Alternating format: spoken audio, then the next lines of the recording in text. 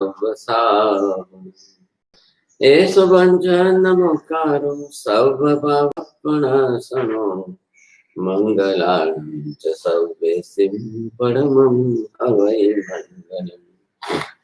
जय जगजीव जोनि वियाणो जगगुरु जगानंदो जगनाहो जगबंधु जय जगप्रिया महोदय जय सुयाण बभो तीर्थयारणम् अपक्षिमो जय जय गुरुलोगानं जय महब्बा महावीर कल्याण माधवारामं द्रुत गंगा हिमाचलम् विश्वाम्भोजरविं देवं वन्देऽहं यातनन्दनम् सर्वारिष्टप्रणाशाय सर्वाभीष्टार्थदायिने सर्वलब्धिनिधानाय श्रीगौतम स्वामिने नमः।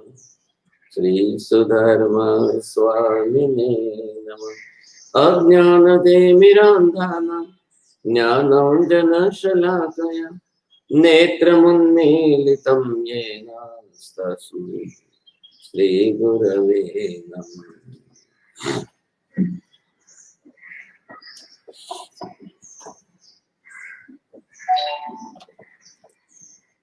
कल का जो विषय चल रहा था उसके अंदर जिनका जो मत और पक्ष खड़ा करते हैं उनके हिसाब से आपको क्या देखना है कि द्रव्य इसको भी एक अलग स्वतंत्र वस्तु मानो, इधर जो है गुण को भी वो बिल्कुल स्वतंत्र वस्तु मानो और पर्याय को भी स्वतंत्र मानो।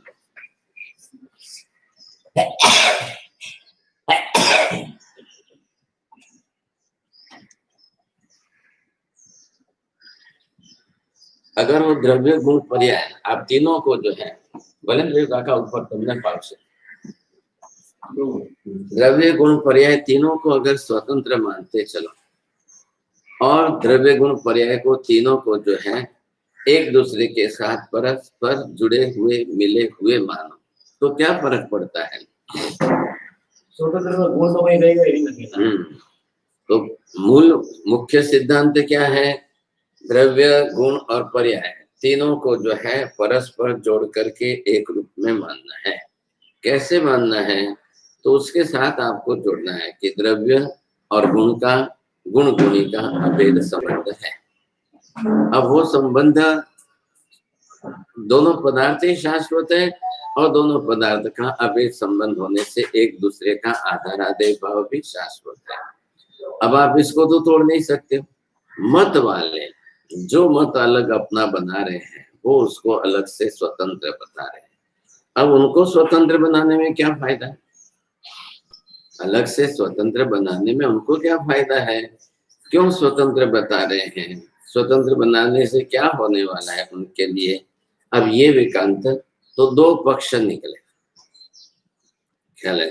अब पक्ष और मत की बात जब हम करते हैं यहाँ पर तो जिसने जिस तरीके से मत बनाए अब इस मत के अंदर एकांत जो है ये एकांत भेद मानने वाले। अब इसकी बात करते हुए और दूसरे ने जो है एकांत अभेद माना है।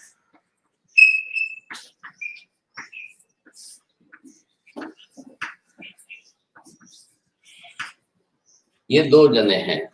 अब कोई एकांत भेद की बात करके सर्वथा तीनों का अस्तित्व अलग अलग भिन्न भिन्न मानो और कोई ये जो है एकांत अभेद मान करके तीनों को साथ में मानने से अब यहाँ पर तीसरी ढाल के अंदर एकांती जो भाष्य द्रव्याधिक रे भेद, अब वो जो एकांत रूप से द्रव्याधिक का भेद ही मान ले तो भेद मानने से कैसे होगा? तो पर द्रव्य परि हुई जी गुण गुणी भाव उच्छेद रहे। तो अब दूसरी लाइन में ये उपाध्याय जी महाराज आपत्ति बता रहे हैं कि भाई आप अगर एकांत भेद ही मान लोगे तो एक तो पर द्रव्य किसको कहेंगे फिर आप? पर द्रव्य की तरह से ही वो अलग अलग हो जाएंगे। जैसे धर्मास्तिका धर्मास्तिका अलग अलग है, जैसे आत्मा और आकाश अलग अलग है, वैसे ये द्रव्य गुण और पर्याय भी अलग अलग हो जाएंगे क्या? तो बहुत बड़ी समस्या खड़ी हो जाएगी सब। और फिर गुण गुणी का उच्छेद हो जाएगा। जो गुण गुणी भाव का संबंध है आत्मा और ज्ञान दर्शन, आत्मा द्रव्य है, ज्ञान दर्शन उसके गुण है। अब आत्मा आधारभूत है, ज्ञान दर्शन आदि गुण अविधेय रूप है। घट जो है आधारभूत है, लाल नीला पीला जो है वो आधेय रूप है। कपड़ा जो है वो आधारभूत द्रव्य है और सफेदी आदि उसके ऊपर आश्रित है। अब ये आप अलग अलग कर दोगे तो कपड़ा इधर रहेगा, सफेदी उधर रहेगी। अब मान लो कि ऐसा करने जाओगे, आत्मा उधर रहेगा तो ज्ञान दर्शन किधर रहेंगे? फिर ज्ञान दर्शन किसके आश्रित रहेंगे? अगर हवा में यह सुगंध है तो जनक तो कोई तो है, हवा तो सुगंध की जनक नहीं है। हवा तो मात्र सुगंध के परमाणुओं की वाहक है। वाहक मतलब क्या हुआ? हाँ, हवा जो है वो जो सुगंध जिससे बह रही निकल रही है उसके परमाणु, उसके लिए वो उसको जोड़ रहे हैं। आपको जनक नहीं दिखाई दे रहा है और सुगंध आ रही है, अलग हो गया कि नहीं हो गया? उनका मत देने का आश्रय ये है, आधार कि भाई जब आपको सुगंध का जनक पदार्थ नहीं दिखाई दे और सुगंध आपको आ रही है तो अलग है तो आ रही है। ये बैठा रहे मत वाले, एकांत भेद वाले, ये एकांत भेद मानने के कारण वो सुगंध है, बस तो सुगंध स्वतंत्र बन। अब गुण को भी द्रव्य मान लेंगे आप, द्रव्य गुण पर्याय की सारी व्यवस्था टूट गई। अब गुण को स्वतंत्र मान लो, द्रव्य को स्वतंत्र मान लो, पर्याय को स्वतंत्र मान लो, तो फिर वो कैसे हो जाएंगे सब? अब ये अव्यवस्था हो जाएगी, अनवस्था भी आएगी और आधार आदि भाव का संबंध चला जाएगा, गुण गुणी का अभेद संबंध भी नष्ट हो जाएगा, दोनों की समस्या है। इसमें अपनी आपत्ति आती है। हाँ, ये आपत्ति है कि अगर आप इन व्यवस्था को, किसको? केवली ने भी पदार्थ स्वरूप को नहीं तोड़ा है, क्योंकि केवल ज्ञान केवल दर्शन। अब आत्मा करता है ना, गुण तो करता नहीं। गुण तो हुआ, अब दर्पण यहाँ पर, दर्पण द्रव्य है और दर्पण के अंदर जो पारदर्शकता है वो उसका गुण है। तो उसके कारण पर व्यक्ति, पर पदार्थ जो सामने आया वो उसके अंदर प्रतिबिंबित हो रही। द्रव्य ने अपना कर्ता भाव होते हुए भी क्या दिखाया? कुछ नहीं। गुण के कारण जो है पर द्रव्य का प्रतिबिंब उसमें पड़ा। तो अब इधर जिसको केवल ज्ञान केवल दर्शन हुआ वो आकाश में, धर्मास्तिकाय में, अधर्मास्तिकाय में, किसमें करने क्या गए? वो उन्होंने क्या किया, क्या उसमें, किसमें? इसलिए कर्ता भाव जो है वो हमारा अभी केवली का नहीं हो रहा है, पदार्थ स्वरूप का प्रतिबिंब केवल ज्ञान केवल दर्शन में पड़ा है। जैसे मैंने दर्पण का दृष्टांत दिया कि दर्पण प्रत्यक्ष सामने है, दर्पण का जो गुण है उसके कारण सामने वाला पदार्थ उसमें प्रतिबिंबित हुआ है, बात इतनी सी है। तो उस प्रतिबिंब को आप क्यों नहीं स्वीकारते हो? सामने पर कौन है? पर होगा तो प्रतिबिंब होगा ना, स्व का तो स्व में प्रतिबिंब नहीं पड़ेगा। दर्पण को क्या पता चल रहा है? गुण भी गुण के साथ रहेगा ना, अकेला तो रहेगा नहीं। हाँ, तो गुण पारदर्शकता का गुण दर्पण में है। अब उससे पर पदार्थ है तो प्रतिबिंब पड़ा है, पर पदार्थ नहीं होता तो प्रतिबिंब किसका पड़ता? कोई सामने आवे ही नहीं, दर्पण के सामने ही नहीं आवे। तो मैं क्या बोल रहा हूँ, केवली दर्पण है, केवली का अनंत ज्ञान दर्शन गुण जो है वो पारदर्शकता की तरह से गुण है। अब पर पदार्थ सामने अस्तिकायात्मक 5 पदार्थ हैं। अब जो अस्तिकायात्मक 5 पदार्थ है उनका प्रतिबिंब केवल ज्ञान केवल दर्शन में पड़ा है, इसके कारण वे केवली जो है। अब वहां पर क्या है कि पर पदार्थ 5 अस्तिकायात्मक अलग ही, अब इनका प्रतिबिंब यहाँ पर पड़ा है। उन्होंने क्या किया, उसमें केवली जो है पदार्थ स्वरूप में, ये पदार्थ स्वरूप है, इसमें कुछ भी वो करने नहीं जा रहे। केवली ने आकाश में कुछ नहीं किया, धर्मास्ति काय में नहीं किया, अधर्मास्ति काय में नहीं, वो पदार्थ अपने आप में जो है जैसे है। अब कहना करना क्या है, केवली को बोलना भी न होता मुख केवली को, केवल ज्ञान केवल दर्शन तो हो गया, लेकिन वो अपने कर्म से मुख केवली। अब क्या करना है, अगर बोलना भी नहीं होता तो त्रिपदी भी नहीं बना दे। पदार्थ स्वरूप जब उनको कहना नहीं है तो क्या करते, लेकिन तीर्थंकर कभी मूक केवली बन नहीं सकते हैं और मूक केवली कभी तीर्थंकर हो नहीं सकते। ये शाश्वत व्यवस्था हो गई, समझे कि नहीं। अब इसके अंदर कार्य कारण भाव स्पष्ट हो गए। मूक केवली क्वचित कदाचित, क्या लें? मतलब कौन हुए ये हमारे पास नाम नहीं है, लेकिन संभावना है। क्या लें? जन्म जात जिसके अंग विकलता है, स्वर कोष्ठ की व साउंड बॉक्स की, अब वो मूकता है उनकी। अच्छा, मूक बधिरापन भी क्या है, दर्शनावरणी ज्ञानावरणी कर्म की प्रकृति। अब लेकिन उन्होंने क्षयिक भाव से क्षपक श्रेणी के अंदर उसका क्षय कर दिया, तो क्षय कर दिया तो ज्ञानावरणी दर्शनावरणी कर्म की प्रकृति तो क्षय हो गई, लेकिन जन्मजात अंग विकलता जो थी वो नहीं आई। अंग तो नहीं बनेगा, अंग तो पुद्गल के अंदर जब जीव गर्भ में बनाएगा तब बनेगा, अभी तो नहीं बन सकता है। लेकिन कर्म की प्रकृति तो क्षय हो गई। अब केवल ज्ञान केवल दर्शन उनके अंदर प्रकट हो गया है, दिख रहा है, जान रहे हैं, उसमें कोई किसी से कम ज्यादा नहीं हो रहा है, किसी से कम ज्यादा कुछ भी नहीं। अब ऐसी स्थिति के अंदर सब कुछ स्पष्ट होते हुए, दिखते हुए, जानते हुए, कोई तकलीफ उनको कुछ भी नहीं है। बोल नहीं सकते, लेकिन बोल नहीं सकते, तो बोलेंगे नहीं तो पदार्थ स्वरूप को कहेंगे क्या, तो उनको त्रिपदी की भी जरूरत नहीं।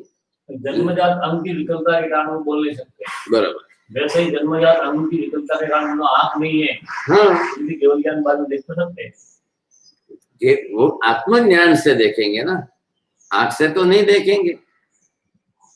आंख से जो आपको रूप रंग दिख रहे हैं वो उनको कभी नहीं दिखेंगे। अंतर में आत्मज्ञान प्रकट हो गया है, आत्मा में ज्ञान दर्शन है।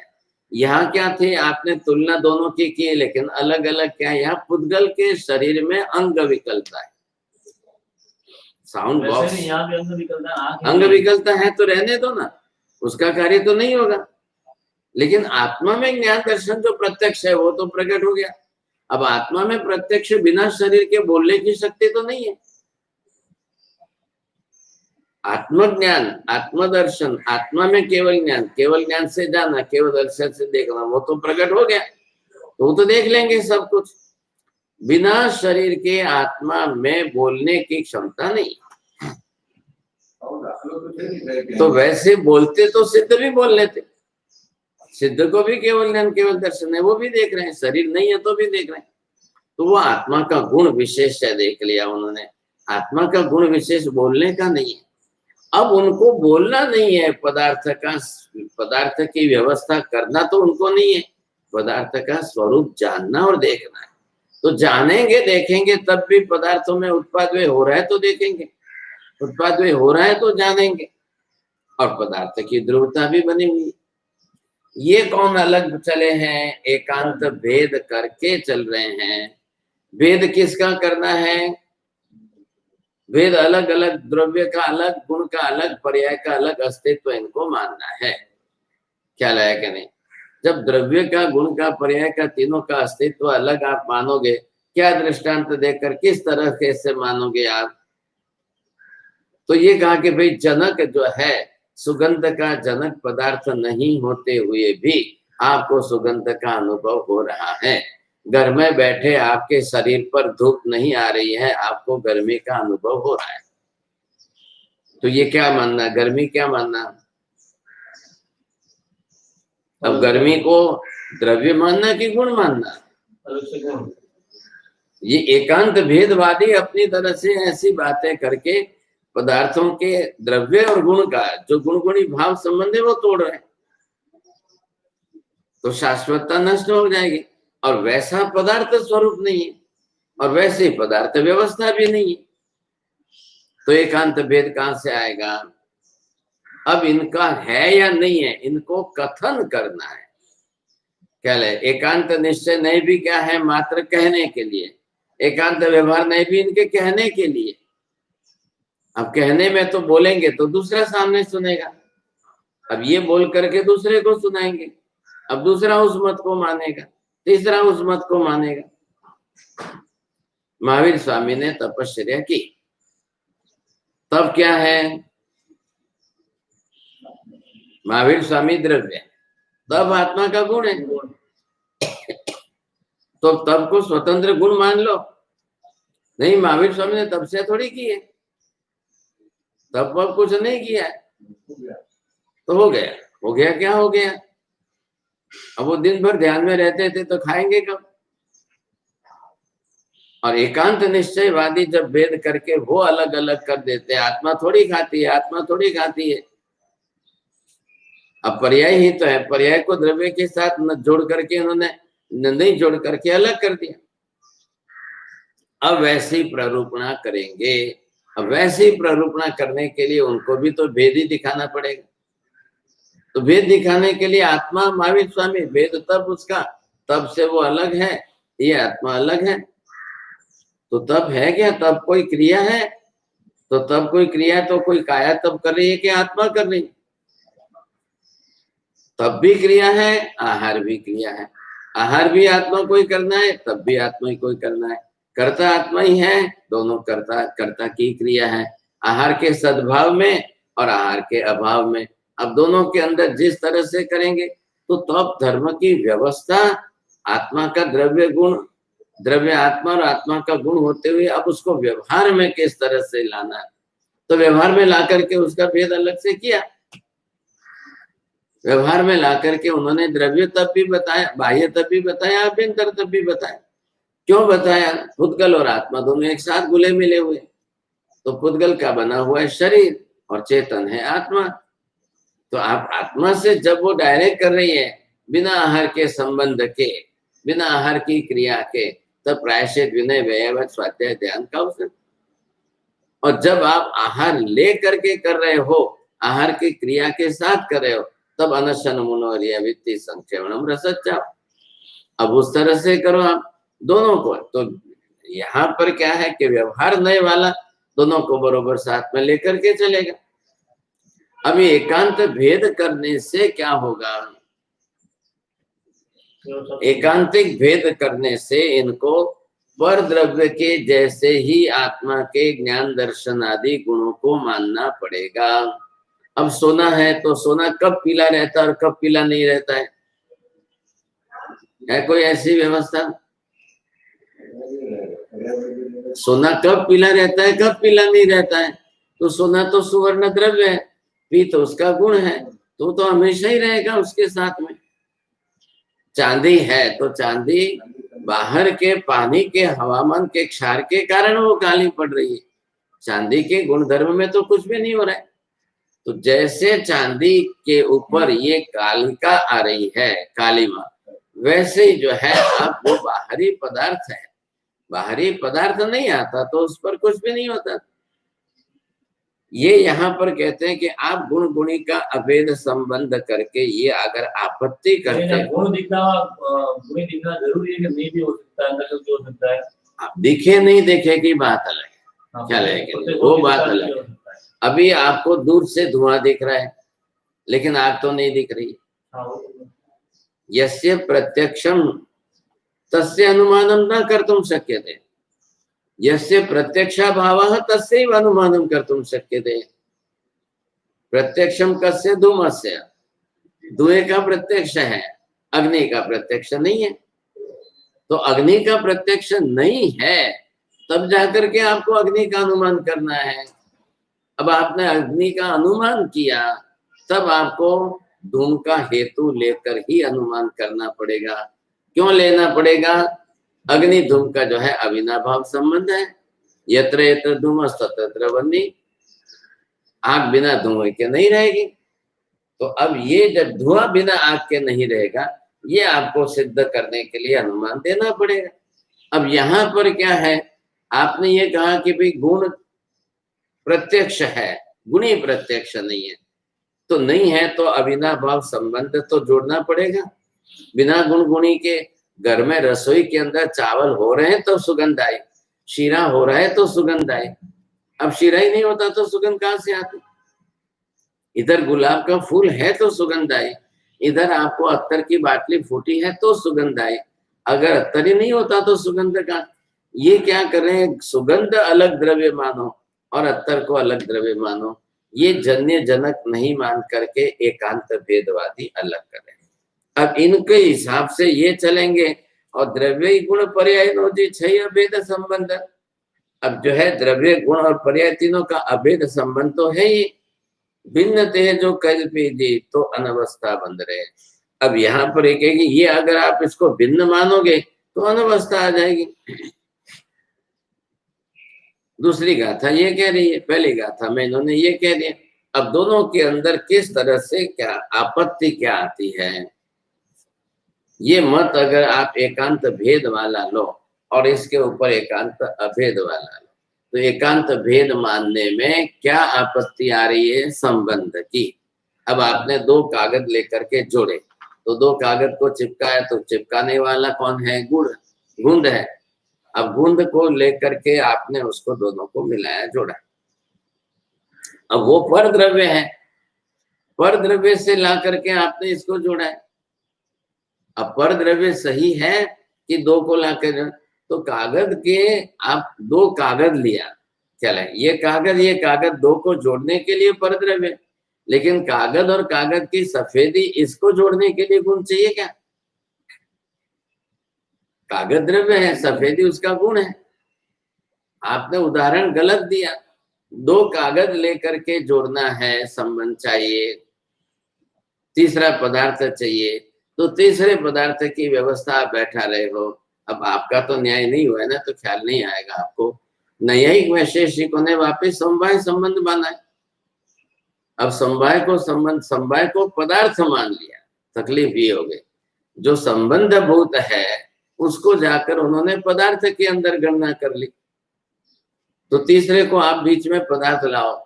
दो द्रव्य है, तीन द्रव्य है, द्रव्य को द्रव्य के साथ जोड़ने के लिए आपको गुण चाहिए, मान लिया, लेकिन द्रव्य को गुण के साथ जोड़ने के लिए कौन सा तीसरा पदार्थ चाहिए?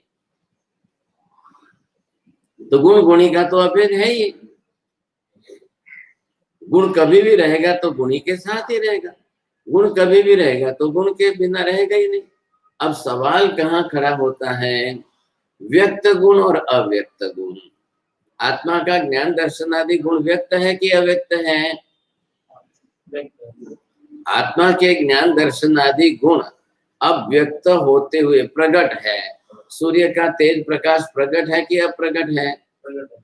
अब बादल उसको रोक रहे हैं, सूर्य के तेज प्रकाश को जैसे बादल रोक रहे हैं, आत्मा के ज्ञान दर्शन आदि गुण को जाकर कौन रोक रहा है?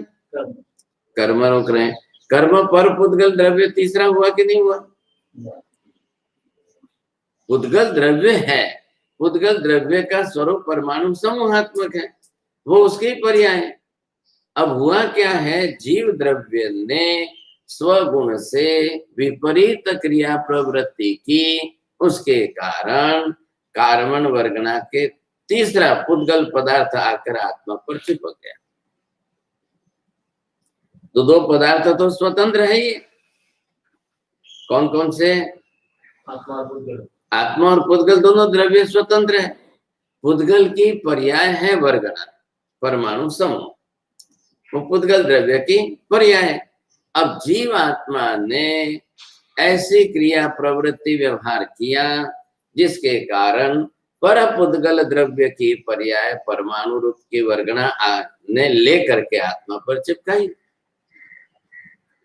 अब ये पर द्रव्य आया है, पर द्रव्य से पुद्गल के परमाणु समूह जो है वो आकर आत्मा प्रदेशों के ऊपर चिपक गए। तो वहां जो है पर द्रव्य के कारण आत्मा के गुणों की जो अभिव्यक्ति थी, व्यक्त गुण थे, वो तिरोहित होकर ढक गए। अब बादल कहाँ है और सूर्य कहाँ है?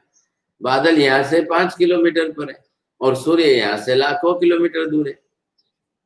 तो संबंध ही कहाँ है दोनों का? यहाँ तो आत्मा के ऊपर पर पुद्गल द्रव्य के परमाणुओं का संबंध तो हुआ, वहां तो संबंध भी नहीं हो रहा है। लेकिन सूर्य के प्रकाश उसमें से, सूर्य द्रव्य में से निकल करके फैल रहे हैं। तो फैलने के कारण सूर्य के प्रकाश का सूर्य से विभाजन अलग नहीं हुआ है। सूर्य का प्रकाश सूर्य से अलग स्वतंत्र नहीं हो गया है। अखंडता सूर्य के साथ बनी रहती है प्रकाश के किरणों की। तो उधर जन्य जनक भाव संबंध बना हुआ है, आधार आधेय भाव संबंध बना हुआ है, विच्छेद कहाँ हुआ है? अब क्या है कि सूर्य न दिखते हुए भी सूर्य के प्रकाश की किरणें यहाँ दिखाई दे, इसके कारण आप उसको स्वतंत्र अस्तित्व वाला मान लो, ये तो गलत हुआ। भले सूर्य का अंतर हो, भले सूर्य हजारों लाखों माइल दूर हो, लेकिन प्रकाश की किरणें तो सर्वत्र फैलती है। और जब प्रकाश की किरणें स्वतंत्र सर्वत्र फैलती है, वो आपको यहाँ दिखाई दे रही। अब लाख योजन दूर हो, उससे क्या फर्क पड़ा? प्रकाश की किरणों की गति इतनी है, तीव्र गति है। अब प्रकाश की किरणों की तीव्र गति के कारण सूर्य उदय वहां हो रहा है, प्रकाश की किरणें यहाँ आ रही। अब प्रकाश की किरणें क्या है? गुण है। तो सामने कोई आधारभूत द्रव्य आएगा, उस पर जा करके गिरेगी, तब आपको पता चलेगा। अब प्रकाश की किरणें, सूर्य की किरणों में दो गुण है। कौन से? हाँ, उष्णता और प्रकाशकता। दो अलग अलग कैसे कहेंगे आप?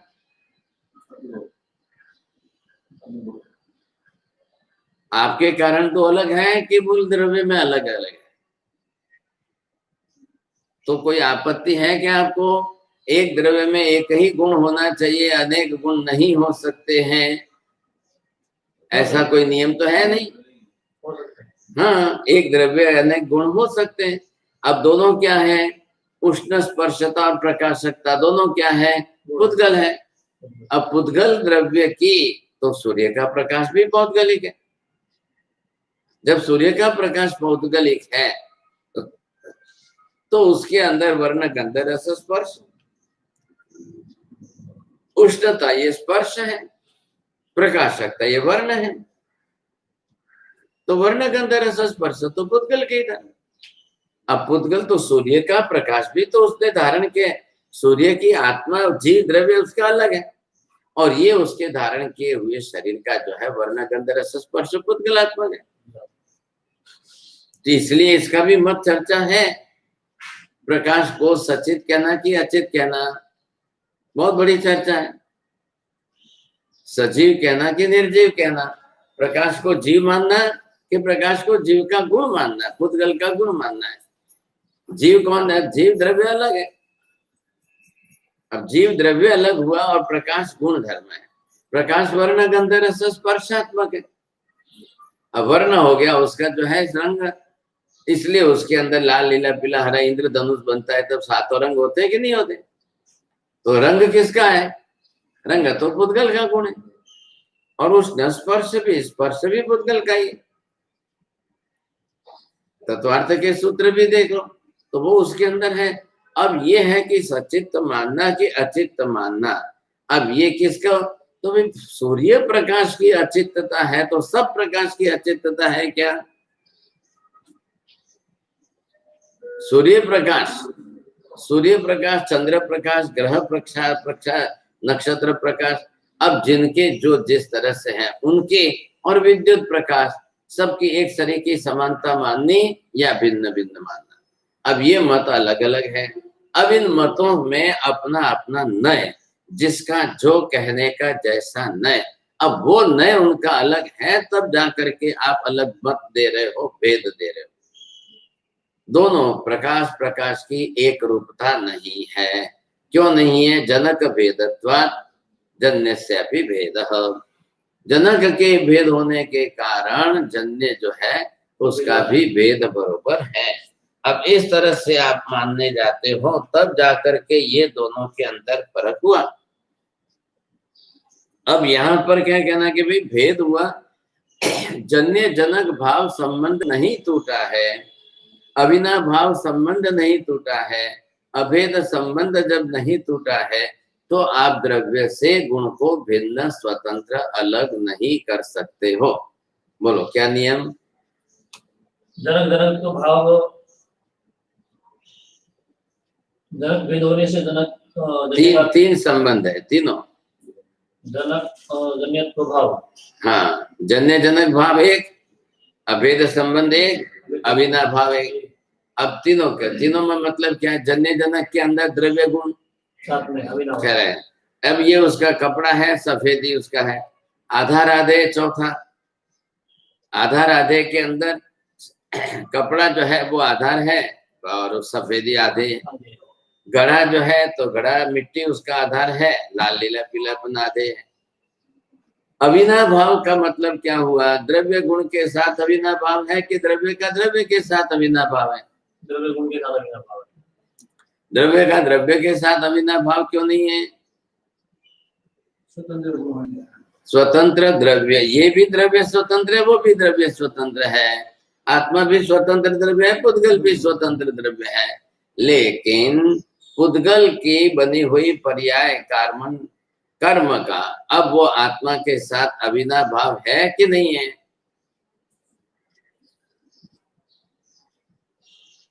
कर्म किसके बने हुए हैं? पुद्गल के। पुद्गल द्रव्य का परिणमन कर्म के रूप में हुआ है। ख्याल आएगा? अब ये भी अर्थ दुनिया के अन्य कोई दर्शन स्वीकारने को तैयार नहीं है, मात्र अकेला जैन दर्शन है। कर्म को पौद्गलिक कह करके पुद्गल के वर्ण गंध रस स्पर्श वाले परमाणु और वो आकर आत्मा के ऊपर चिपक गए, तो ये कहने वाला दुनिया का एक भी दर्शन नहीं। वो क्यों कहेंगे? तो सीधी बात है कि भाई वहां उनके कहने वाले वो केवली नहीं है, तो वो नहीं कहे, वो बात भी बात में। अगर वो केवली होते तो जाकर के वो कहते, अब केवली नहीं है तो वो नहीं कहेंगे। तो केवली नहीं होने के कारण उनके लिए वो बात कथन योग्य नहीं रही। क्यों भाई? जरूर क्या पड़ी कहने के लिए केवल ज्ञान दर्शन की? जब तक पदार्थ का स्वरूप, पदार्थ की व्यवस्था, पदार्थ का रहस्य, पदार्थ की क्रिया उनके ज्ञान दर्शन का विषय नहीं बनेगी, उनके जानने देखने में ही नहीं आएंगे, तो वो कहेंगे कहां से? आत्मा, अब आत्मा का देखना, आत्मा के प्रदेशों को देखना, पुद्गल को देखना, पुद्गल के सूक्ष्मतम वर्गणाओं को देखना, परमाणुओं को देखकर परमाणुओं में संयोजन से वर्गणा बननी, अब उसके द्वारा जीव को ग्रहण करते हुए देखना, और देख करके ये पुद्गल परमाणु वो भी इतने सूक्ष्म है और आत्मा तो है ही अरूपी।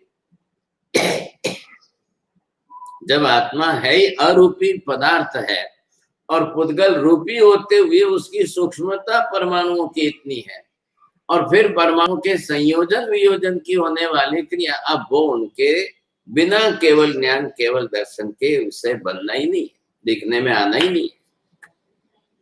दुनिया के कोई भी भगवान हो या ना हो, किसी से कोई मतलब नहीं, कभी भी किसी के देखने में जानने में नहीं है। क्यों? अब वो तो एक ही बात समझते हैं, देखना मतलब चक्षु इंद्रिय का विषय है, वो तो एक ही बात समझ रहे हैं। बस देखना मतलब चक्षु इंद्रिय का विषय है, तो जानना किसका विषय है? तो वो नहीं मान रहे ना। ज्ञान ज्ञानी, ज्ञान गुण, ज्ञानी गुणी, अब इनका अविनाभाव अभेद संबंध, उनके यहाँ तो इतना ही विषय जो दिखाई दे वो स्वीकारना है। इनको सबको विज्ञान बहुत अनुकूल आता है। विज्ञान का भी भौतिक विज्ञान है, भौतिक विज्ञान सारा पुद्गल के साथ जुड़ा है, which is only the physics, but what about the metaphysics? Physics के अंदर तो खाली भौतिक ही विज्ञान है, पुद्गल का विज्ञान है। पुद्गल के वर्ण गंध रस स्पर्श से सारा सब कुछ स्वरूप पकड़ करके बात करना, वो फिजिक्स शास्त्र हो गया। यहाँ तो भगवान ने क्या कहा, द्रव्यानुयोग। अब द्रव्यानुयोग के अंदर फिजिक्स मेटाफिजिक्स साथ में मिक्स करना पड़ेगा। क्यों करना पड़ेगा? जब पुद्गल एक द्रव्य है तो आत्मा भी एक द्रव्य है। बात ये है, आप पुद्गल और आत्मा, ये जीव और वो अजीव है, लेकिन पहले मूल में द्रव्य तो है कि नहीं भाई? फिजिक्स के अंदर भी आप पदार्थ विज्ञान की बात कर रहे हो, तो पदार्थ के अंदर ये भी पदार्थ है, वो भी पदार्थ, आकाश भी पदार्थ है, धर्मास्तिका है, धर्मास्तिका है। इन सब पदार्थों के अंदर मात्र इंद्रिय ग्राह्य पदार्थ तो सिर्फ पुद्गल ही है। क्यों ग्राह्य है? कि पुद्गल के वर्ण गंध होने के कारण इंद्रिय ग्रहण कर रही है। लेकिन धर्मास्तिका, अधर्मास्तिका, आकाश और जीव, अब इनको कौन सी इंद्रिय ग्रहण कर रही है? इंद्रिय ग्राह्यता नहीं है, और आपके पास खाली इंद्रिय ही है। आप सिर्फ इंद्रियों से ही व्यवहार करके देखना जानना समझते हो। तो आपके कारण इंद्रियों से ही आपको जो ग्राह्य हो, अब इंद्रियों की ग्राहकता समझ करके जिनको आप देखो जानो, उसके सिवाय दूसरे पदार्थ ही नहीं है। ऐसे कैसे व्यवस्था हो सकती है? आपने तो बिल्कुल ही अलग कर दी। अपनी कमी के कारण पदार्थों, जगत में पदार्थों की व्यवस्था का अभाव मत करो। ये गलती नहीं करनी है। हमारी कमी क्या है? जो आत्मा द्रव्य है उस आत्मा से सीधा ज्ञान नहीं है, और जो पुद्गल द्रव्य है उसकी बनी हुई इंद्रियां हैं, और इंद्रियां पुद्गल ग्राही है। इंद्रियां बनी हुई पुद्गल की है, तो इंद्रियां पुद्गल ग्राही है। लेकिन अंदर ग्राहक जो है वो चेतन आत्मा है, तब जाकर के इंद्रियां पुद्गल ग्राही होते हुए भी कार्य करेगी, नहीं तो नहीं करेगी। जब जीवात्मा शरीर छोड़ करके निकल जाती है, तब पुद्गल का शरीर पिंड पड़ा हुआ रहता है। तो पुद्गल का शरीर पिंड पड़ा हुआ रहता है, तो उसकी पांचों इंद्रियां तो है। कहाँ गया पुद्गल का, इंद्रियों का पुद्गल ग्राहीपना कहाँ गया? आंख नाक कान सब कुछ है, अब वो क्यों नहीं ग्रहण कर रहा है? तो इंद्रियां कर्ता नहीं है, इंद्रियों का कर्ता इंद्र। इंद्र इंद्रियां, ये दोनों संबंध जोड़ा है। तो इंद्र कौन है? आत्मा। इंद्रियां उसकी जो है क्रिया करने की शक्ति। इंद्रियों को आत्मा ने बनाया है, इंद्रियां आत्मा को नहीं बनाती है, आत्मा इंद्रियों को बनाता है। तो आत्मा जब अपने अपने कर्म के हिसाब से बनाएगा, तो कभी एक बनाएगा, कभी दो बनाएगा, कभी पांच बनाएगा, कभी कम ज्यादा बनाएगा, क्योंकि उसके कर्म वैसे हैं। अब ये कौन माने साहब? दुनिया के कोई धर्म में आत्मा मान करके फिर पर द्रव्य पुद्गल को मानो, पुद्गल के परमाणु को मानो, परमाणु के संयोजन से वर्गणा बने उसको मानो, और वो आत्मा ग्रहण करे और उसको लेकर आत्मा प्रदेश पर चिपकाए, तब जाकर कर्म बने, ऐसा तो कोई मानने को ही तैयार। कर्म इति के महाभारत में श्री कृष्ण कह रहे हैं, कर्म इति क्रिया जन्य भावम तत्कर्म। इसलिए कृष्ण जो है वहां पर स्पष्ट कह रहे हैं, अर्जुन कर्मण्येव अधिकारस्ते, तेरा काम करने का अधिकार है, काम कर, तो क्रिया कर। तेरा काम क्या है? क्रिया करने का है, बस। अब तू बोलता है कि फल की चिंता भी मैं करूं, मैं, मेरे तो सब है, अब मैं सब इनको मारूं तो उसका फल मुझे क्या मिलेगा? तो माँ फल है सुख ना चलना, तू फल की चिंता क्यों? फल तेरा काम है कि मेरा काम है? फल देने का काम मेरा है। तेरे को अब क्या करना है? तो युद्ध के मैदान में, युद्ध के मैदान में तेरी क्या कर्तव्य क्या है? कर्म इति कर्तव्यम, कर्म इति क्रिया जन्य व्यवहारम। अब कर्म को बस इतना ही तेरा अधिकार है, तो इतना ही समझ, तारे वधारे पंचायत करवानी जरूर है। अब बेचारा अर्जुन क्या करेगा?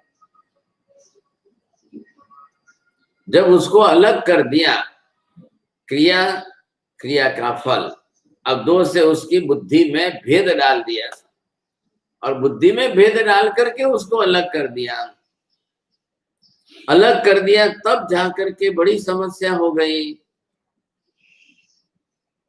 अब क्या करेंगे, कैसे करेंगे? वो जो क्रिया और क्रिया जनक और क्रिया का फल सबका कर्ता एक ही मान रहा है अर्जुन। अब ये का मान्यता गलत है कि सही है? इधर अर्जुन सही है कि कृष्ण सही है? अब अर्जुन सही है तो अर्जुन को सही सिद्ध करो, और कृष्ण गलत है तो कृष्ण को गलत सिद्ध करो आप। लेकिन लोगों का पूज्य भाव जो है वो श्री कृष्ण के साथ जुड़ा हुआ है, तो वो तो श्री कृष्ण को तो गलत बोलने के लिए अपनी श्रद्धा के कारण तैयार ही नहीं होंगे। ये सब पूरी दुनिया में वही मानने लगे कृष्ण सही है, कर्मण्यवधिकारस्ते महाफलेषु। अब वास्तविक सिद्धांत में देखने जाओ, कर्म के शास्त्रीय सिद्धांत के हिसाब से या जैन दर्शन के सिद्धांत नए से देखने जाओ तो अर्जुन सही है। आप तो कह रहे हो, आप तो कह दिया, आपने कह दिया कि चल उठा धनुष उठाते चला। अब क्रिया तो मैं ही करूंगा, क्रिया मैं करूंगा तो कर्म मैं ही मानूंगा। अब मैं ही करता हूं, मैं ही करूंगा, मैं ही मानूंगा, तो फल मैं ही भुगतूंगा कि दूसरा कोई भोगेगा? तो इस कृष्ण ने तो अलग कर दिया, करता तू है, फल देना तो मेरा काम है ना। अब ये बात उन्होंने कैसे बैठा दी? महावीर ना कह रहे यह कर्ता कर्म भेदाना भोक्ता कर्म फल से संसरता परिनिर्वाता सही आत्मा नान्य लक्षण। महावीर तो साफ कह रहे जे कर्मनो करता छे एज कर्मना फलनो भोगता छे। आप इसमें भेद नहीं कर सकते हो। क्रिया का कर्ता आत्मा है, आत्मा ने क्रिया की है। अब वो अशुभ क्रिया थी और उसमें वैसे पुद्गल परमाणु लेकर के उसने कर्म बांधे हैं, तो उसी के उदय में आएंगे, वही साथ में लेकर जा रहे हैं। यहाँ से नरक में जाएगा तो वही जीव जाएगा जिसने क्रिया की है, तो कर्म उसकी आत्मा पर है, तो आत्मा पर कर्म साथ में जाएंगे। अब आप अलग कैसे करोगे? नहीं नहीं नहीं, यहाँ कर्म बांधे थे, अब वो जीव नरक में जा रहा है तो कर्म तो यहाँ पड़े रहेंगे। ये क्या बात मान दी? ये ऐसे अब कर्म पुद्गल है, पुद्गल का आत्मा, आत्मा भिन्न द्रव्य है, आत्मा के साथ पुद्गल का संबंध कैसे होगा? वो जड़ है, आत्मा चेतन है। अब वो पुद्गल परमाणु है और आत्मा चेतन है, ये कैसे उनका संबंध मानना? तो क्यों जाएंगे पुद्गल आत्मा के साथ? आत्मा यहाँ, आत्मा चली जाएगी, पुद्गल परमाणु यहाँ पड़े रहेंगे, तो उसको जाने के बाद कुछ भी फल भुगतने की जरूरी नहीं है। और फिर ईश्वर तो है ही है, आप ईश्वर को विनती करके माफ करने के लिए प्रार्थना कर लो, ईश्वर तो वैसे ही दयालु है, जा बेटा माफ किया तेरे सब कर्म, हो गई बात। अब वो मरने के 2 मिनट पहले 9:20 में उसको मरना है, आत्मा को जाना है। अब वो 9:18 में ईश्वर को प्रार्थना कर दे, oh God please excuse my all sin, हे भगवान मारा बधा पाप माफ कर दो। और ईश्वर ने खाली बोल जा बेटा सब माफ तेरा। अब वो तो 9:20 पर जैसे शरीर छोड़ करके जाएगा, उसको तो सब माफ, अब कुछ भी नहीं है, क्यों नरक में जाएगा वो? अब वहां जाकर के यमराज पकड़े नरक के द्वार पर, परमात्मा भी पकड़े, आप मुझे नहीं पकड़ सकते, ईश्वर ने मुझे बोल दिया है माफ, हो गई बात पूरी। ईश्वर ने ना कह दिया जा तेरे सब पाप माफ है, कुछ भी तो भेजा, तो ईश्वर के पास से सर्टिफिकेट लेके आ, मेरे को लिखा हुआ दिखा। अब तेरे ऊपर यहाँ पर लगे हुए कर्म बिल्कुल आत्मा पर, ये कर्म दे, ये कर्म, ये कर्म, बोले तुमको क्या मालूम? देख मैं पढ़ रहा हूँ, तेरी आत्मा पर जो लिख रहा है लिखा हुआ मैं पढ़ रहा हूँ, एक एक बात बरोबर। तूने ये किया था, तूने ये किया था, धनुष उठाया था, युद्ध में हजारों को मारा था, हजारों पंचेंद्रिय मनुष्य थे, उनकी पाप की हिंसा तेरे सिर पर है और उनका कर्म तेरे आत्मा पर लगा हुआ है। तो फिर आप तो इतना पढ़ रहे हो, इतना बोल रहे हो, तो ईश्वर ने मेरे को माफ किया, उसका क्या हुआ? तो ईश्वर के बोलने से तेरे पाप माफ हो जाते हैं क्या? किया तूने, कर्म तेरी आत्मा पर है, उनके बोल लेने से तेरे आत्मा पर से कर्म माफ कैसे हो जाए? उड़ जाएंगे कैसा? तो आया क्यों इधर? कर्म के भार से जीव अधोगमनम, अधोगतित्वाद अधोगमनम। अब नरक तो अधो प्रदेश में, अधोलोक में जब आया है तो यहाँ पर तेरे को अब रहना पड़ेगा। कितना टाइम? 10 करोड़ बरस रहना पड़ेगा। अब 10 करोड़ बरस के अंदर तेरे को यहाँ, क्योंकि वहां महाभारत के युद्ध के अंदर तूने जो युद्ध हुआ है उसमें कितने करोड़ों लोग मरे हैं।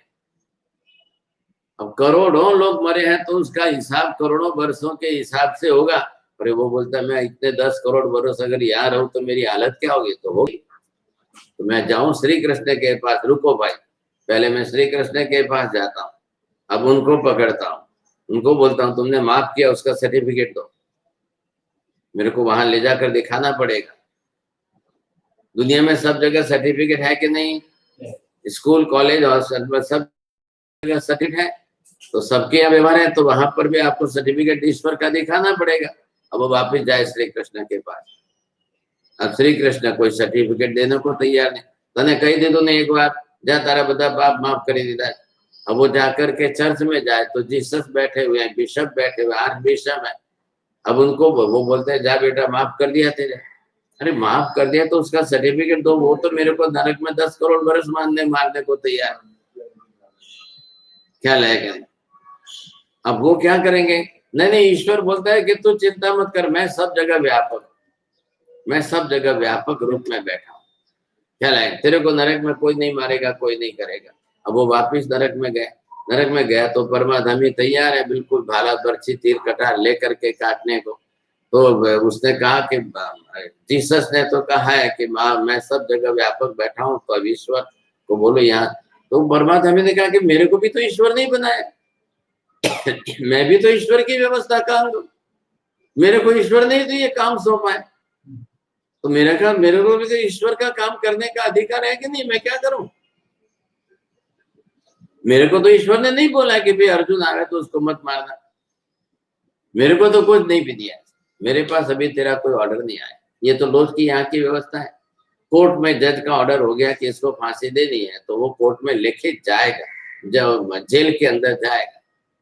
अब जेल में कोर्ट की सही से, जज की सही से वो लेटर वहां जाता है, ये इसका व्यक्ति आया है, इसको आपको फांसी पर चढ़ा। बरोबर सर्टिफिकेट चल रहा है तो व्यवस्था है वहां पर, रुकेगी नहीं व्यवस्था आपकी। अब आप क्या करोगे? तो मतलब कितनी असत्य, अयोग्य, और ये बिल्कुल ऐसे ही जो है भेद की बात करके हवा में उड़ा देते हो। बरोबर संबंध से जुड़ी हुई त्रैकालिक व्यवस्था है। हाँ, आत्मा स्वतंत्र द्रव्य, पुद्गल सर्वतंत्र द्रव्य है। आत्मा और पुद्गल का कोई संबंध कुछ भी नहीं है, लेकिन संबंध से बंधे हुए हैं, बंध संबंध से जुड़े हुए हैं। कोई आत्मा और पुद्गल का अविनाभाव संबंध नहीं है, कोई आत्मा और पुद्गल का अभेद संबंध नहीं है। लेकिन जब ये पर पुद्गल है और आत्मा के प्रदेश है, और आत्मा के प्रदेश में कसाय की धारा है, और पुद्गल के अंदर जो है स्निग्ध रस है, अब ये दोनों आकर के जुड़े हैं। अब ये दोनों जुड़ करके बंधे हुए हैं, एक दूसरे के साथ एक रस बने। भाई शक्कर तो जो है पत्थर की तरह से कण कण कण कण कण कण जो है ठोस पदार्थ है, और दूध जो है पानी वाला प्रवाही पदार्थ है। और ये ठोस पदार्थ होते हुए भी घुलनशील स्वभाव वाला है कि इसके परमाणु बिखरते हैं। अब जब इसके परमाणु बिखरते हैं, अलग होते हैं, तो घुलनशील है, तो इसको इस तरह से रहने दो, वो अपने आप पिघल रहा है। अब उसमें कहा घुलनशील स्वभाव होने के कारण शक्कर दूध में पिघल रही है, वहां ईश्वर को मानने की जरूर नहीं है। लेकिन वहीं पर आप रेती डाल दो दूध में, तो वो क्यों नहीं घुल रही है? नहीं है। तो घुलनशील स्वभाव का जो गुण है वो रेती में नहीं है, तो रेती के कण हजारों बरस तक पड़े रहेंगे तो भी नहीं पिघलेंगे, लेकिन शक्कर तो 1000 सेकंड में भी पिघल जाएगी बस। तो ये आपको क्यों नहीं देखना है? द्रव्य पदार्थ स्वरूप में जिसको जैसा आप देख रहे हो, दो द्रव्यों के अंदर एक दूसरे का बंध संबंध, अब बंध संबंध के अंदर को ये शक्कर द्रव्य ये आकर के प्रवाही द्रव्य में घुल रही है, तो इधर पुद्गल के कार्बन वर्गना के परमाणु आत्मा प्रदेशों के साथ एक रस होकर बंध संबंध में मिल रहे, एक तो नहीं हो रहे। न तो अनंत काल में चेतन द्रव्य जड़ बना है, न अनंत काल में जड़ द्रव्य कभी चेतन बनता है। ये दोनों का स्वतंत्र अस्तित्व और दोनों के परस्पर गुण धर्म, और दोनों के परस्पर गुण धर्मों को परस्पर जो है विरोध है, एक दूसरे से विरुद्ध गुण धर्म है, इसलिए एक दूसरे से पदार्थ भी गुण धर्म से के कारण विरुद्ध द्रव्य है। आप बोलो पहले। पदार्थ के गुण एक दूसरे से विरुद्ध है, इसके कारण द्रव्य भी एक दूसरे के विरुद्ध है। द्रव्य की विरुद्धता के अंदर गुण की विरुद्धता से साधना सिद्ध करो।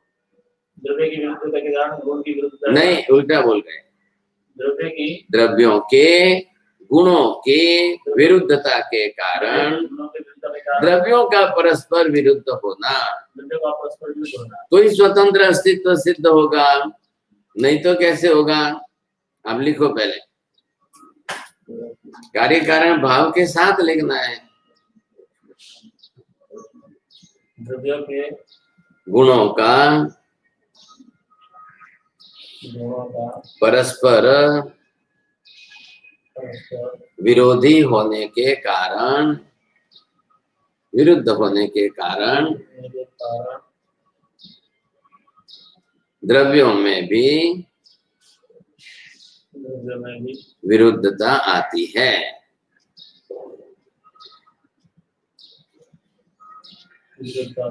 इसी कारण द्रव्यों का स्वतंत्र अस्तित्व सिद्ध होता है। द्रव्यों का स्वतंत्र अस्तित्व सिद्ध होता है। बस, अब ये सब में बैठेगी बात। आप एक द्रव्य को पांचों के साथ, पांचों द्रव्यों को एक के साथ, किसी का भी किसी के साथ, नियम सर्व सामान्य नियम है। आकाश के साथ बैठाओ कि धर्मास्तिकाय के साथ बैठाओ, सबके परस्पर गुणधर्म जो है वो विरुद्ध हो रहे हैं। इसके गुण उसमें नहीं मिल रहे, उसके गुण इसमें नहीं मिल रहे, तो फिर वो दोनों एक दूसरे से विरुद्ध हो। गुण विरुद्धत्वात् द्रव्य विरोध, ये नियम हो गया। गुणों की विरुद्धता के कारण ही द्रव्य एक दूसरे के विरुद्ध है। क्या अब यहाँ क्या विशेषता है? बाकी में तो नहीं है। आकाश धर्मास्तिकाय, धर्मास्तिकाय का किसी के साथ कुछ भी नहीं है। आकाश आत्मा के प्रदेश और आकाश के प्रदेश के साथ चिपकता ही नहीं है। क्यों नहीं चिपकता है? उसमें नहीं है। आकाश के प्रदेशों के साथ आत्मा क्यों नहीं चिपकता है?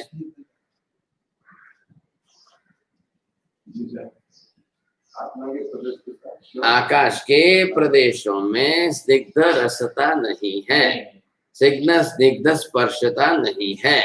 क्यों नहीं है? पुद्गला भावत्वान, आकाश पुद्गल जन्य द्रव्य नहीं है, पुद्गल परमाणुओं से निर्मित द्रव्य नहीं है। बात पूरी हो गई। हाँ, जब वो पुद्गल द्रव्य, पुद्गल से बना हुआ पिंड द्रव्य नहीं है, तो उसके अंदर पुद्गल के गुणधर्म क्यों जाएंगे भाई? नियम तो ये है कि किसी भी द्रव्य के गुण किसी दूसरे तीसरे के अंदर जाते ही नहीं, तो वो स्वतंत्र है। इसलिए आत्मा का रहना आकाश में है। अनंत अनंत अनंत काल तक आत्मा का रहना आकाश में ही है। भले वो अब अपनी पर्याय बदले कि नहीं बदले, मोक्ष में जाए तो भी आकाश प्रदेश के साथ ही है। संसार के व्यवहार में जन्म मरण करते रहे तब भी आकाश प्रदेश में ही। अब आकाश प्रदेश में रहते हुए भी कभी भी आकाश प्रदेश के साथ बंध संबंध से चिपकना नहीं होता है। अब यही बात बैठा लो धर्मास्तिकाय, धर्मास्तिकाय में भी वहां भी वो गुण नहीं है।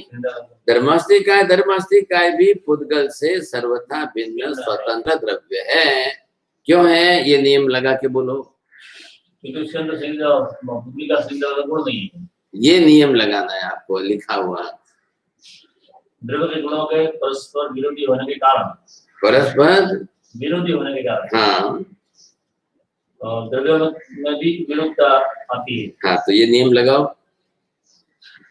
तो आकाशिका धर्मास्तिकाय परस्पर विरुद्ध द्रव्य है। क्यों? दोनों गुण भी विरुद्ध है। हाँ, ये बात। अब दोनों के गुण बोल करके बैठाओ। आकाशिका का गुण स्थान दे रहा, अब अवकाश धर्मास्तिकाय गुण तो किस्सा है। हाँ, गति में खुदा माध्यम, तो दोनों एक दूसरे का सर्वथा विरोध है, विरुद्ध है, विपरीत है। तो इसका गुण उसमें नहीं जाएगा, उसका गुण इसमें नहीं आएगा। इसके कारण दोनों द्रव्यों का स्वतंत्र अस्तित्व सिद्ध होता है। ये विशेषता है। अब वही बात आत्मा की इसके साथ बना। आत्मा आकाश के साथ नहीं चिपकता है, तो आत्मा धर्मास्तिकाय के साथ क्यों नहीं चिपकता है? धर्मास्तिकाय के साथ क्यों नहीं चिपकता है? खाली पुद्गल के साथ ही क्यों चिपकता है? सही था। क्योंकि पुद्गल के परमाणुओं में जो वर्ण गंध रस स्पर्श है वो और किसी में नहीं है कहलाएंगे। अब पुद्गल खाली आत्मा के साथ ही चिपकेगा,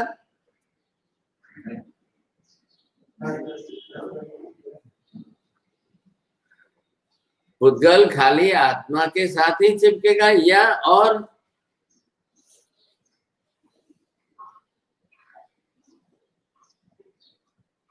पर द्रव्य के साथ नहीं चिपकेगा? पुद्गल पुद्गल के साथ तो चिपकेगा ना, पुद्गल का पुद्गल के साथ संबंध होगा। क्यों होगा कि इसके भी परमाणु और उसके भी परमाणु, चाहे 1000 द्रव्य 1000 परमाणु है तो सबके अपने अपने वर्ण गंध रस स्पर्श है ही। बिना वर्ण गंध रस स्पर्श वाला पुद्गल ही नहीं है। अब पुद्गल अभी क्या आया था, ये तो पुद्गल के अंदर स्निग्ध स्पर्श है, चिपकने का गुणधर्म उसमें है और आत्मा ने कसाय आदि भाव करके उसको ग्रहण करके चिपकाया, तब वो चिपकता है। अब चिपकने में 70 कोड़ा कोड़ी क्या मानना, गुण के धर्म क्या मानना? कसाय आदि क्रिया है, कसाय आदि गुण विपरीत, आत्मा स्वगुण से विपरीत भाव में वर्तन करती है, तब उसकी वैसी क्रिया होती है, तब जाकर के वो पुद्गल को ग्रहण करके चिपकती, नहीं तो नहीं होता। दो मिल गए ना परस्पर, केमिस्ट्री क्या कह रहे हैं, इधर आत्मा के प्रदेश, इसमें कसाय भाव से रागद्वेष के अंदर घर्षण आया, इधर पुद्गल द्रव्य, पुद्गल के परमाणु, परमाणु में आया स्निग्ध स्पर्श। कसाय भाव में क्या मानना, ये क्या चीज? क्रिया है, आत्मा के गुण की विपरीत क्रिया है। आत्मा करता है, किसका करता है? कारण, कारण वो है, आत्मा क्रिया तो है, तो क्रिया के स्व क्रिया का करता आत्मा है, स्वयं क्रिया प्रवृत्ति करता है। वो क्रिया प्रवृत्ति दो प्रकार की करे, स्वगुण अनुरूप, स्वगुण विपरीत। अब स्वयं के स्वगुण कौन से? ज्ञान दर्शन चारित्र आदि।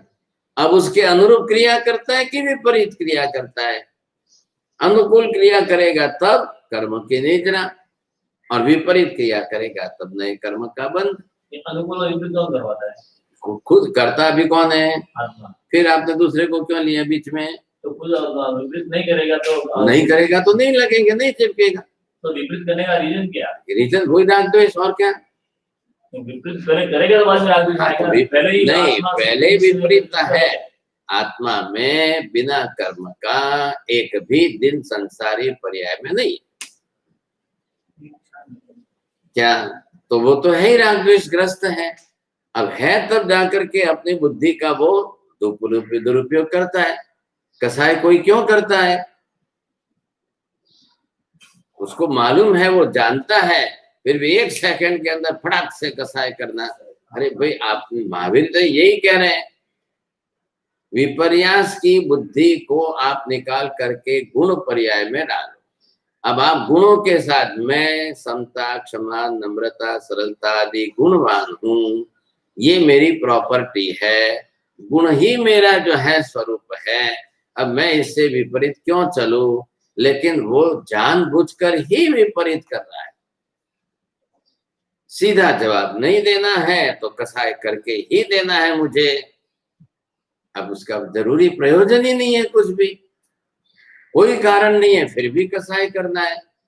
निमित्त बस मैं ऐसा जवाब दो, चुप, मेरे सामने दूसरी बार बोले नहीं। अब मैं डराने के लिए मैं इस तरह से कर दे। अब वो कसाय भाव की आदत पढ़ते पढ़ते पढ़ते पढ़ते कसाय उसके एकदम जो है रंग में आ गया। अब वो कर छोड़ने को ही तैयार नहीं। हाँ, वही उसकी लेश्या बन जाती कसाय। वही व्यक्ति कभी ना कभी तो छोड़ता है ना। जब समझ में आए, जब समझ में आने के बाद उसका लक्ष्य बने कि अब मैं नहीं करूंगा, मतलब नहीं करूंगा। लेकिन अब पुराने संस्कार जो बने हुए हैं, इतने अनादि काल से करते करते आते आते जो संस्कार रूढ़ हो गए हैं, अब उसको छोड़ना उसके लिए दांतों तले लोहे के चने चबाने जैसा। लेकिन असंभव तो नहीं है। अब ये आप अंदर पहले द्रव्यानुयोग से भेद बुद्धि कर लो, आत्मा द्रव्य अलग है, कर्म पुद्गल के बने हुए पिंड है, आत्मा चेतन करता है, पर पुद्गल द्रव्य तो जड़ वाला है।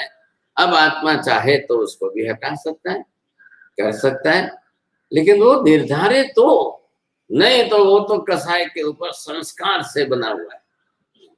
इतने लंबे काल तक जिसने बार बार हर बार कसाय ही किए हैं, तो करते करते आदत उसकी रूढ़ हो गई है। अब वो बिना कसाय के सीधा व्यवहार नहीं करेगा।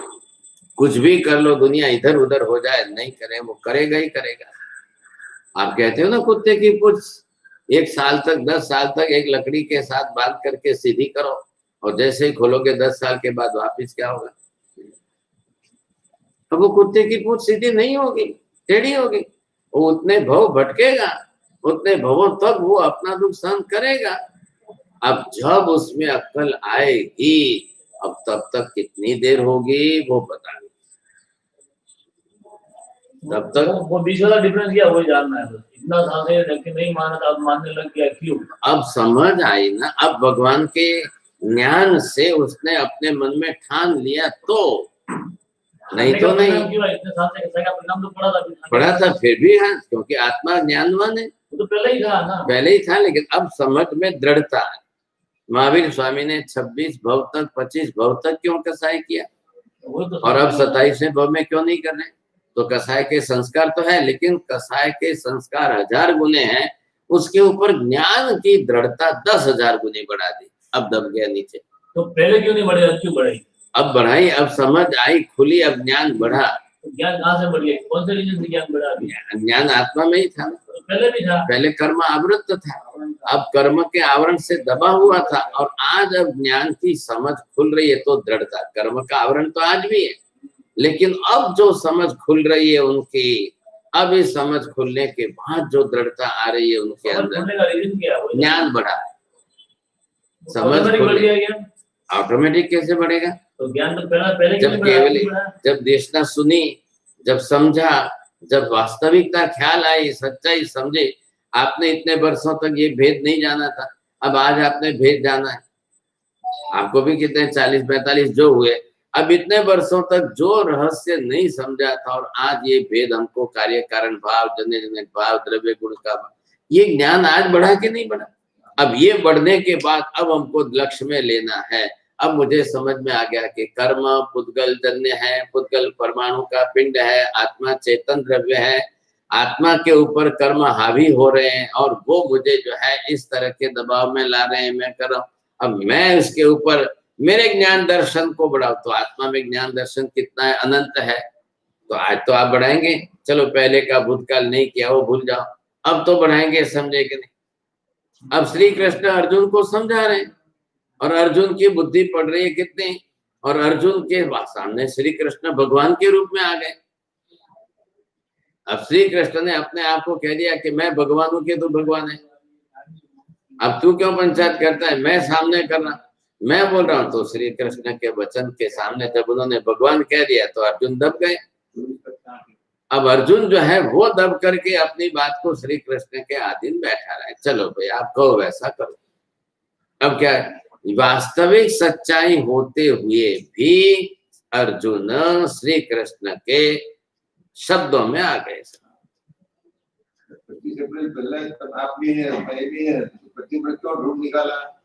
अब ये दोनों बात समझनी पड़ेगी ना। अब दोनों के साथ जोड़ना पड़ेगा, संबंध जोड़ना पड़ेगा, तब जाकर के बात बने।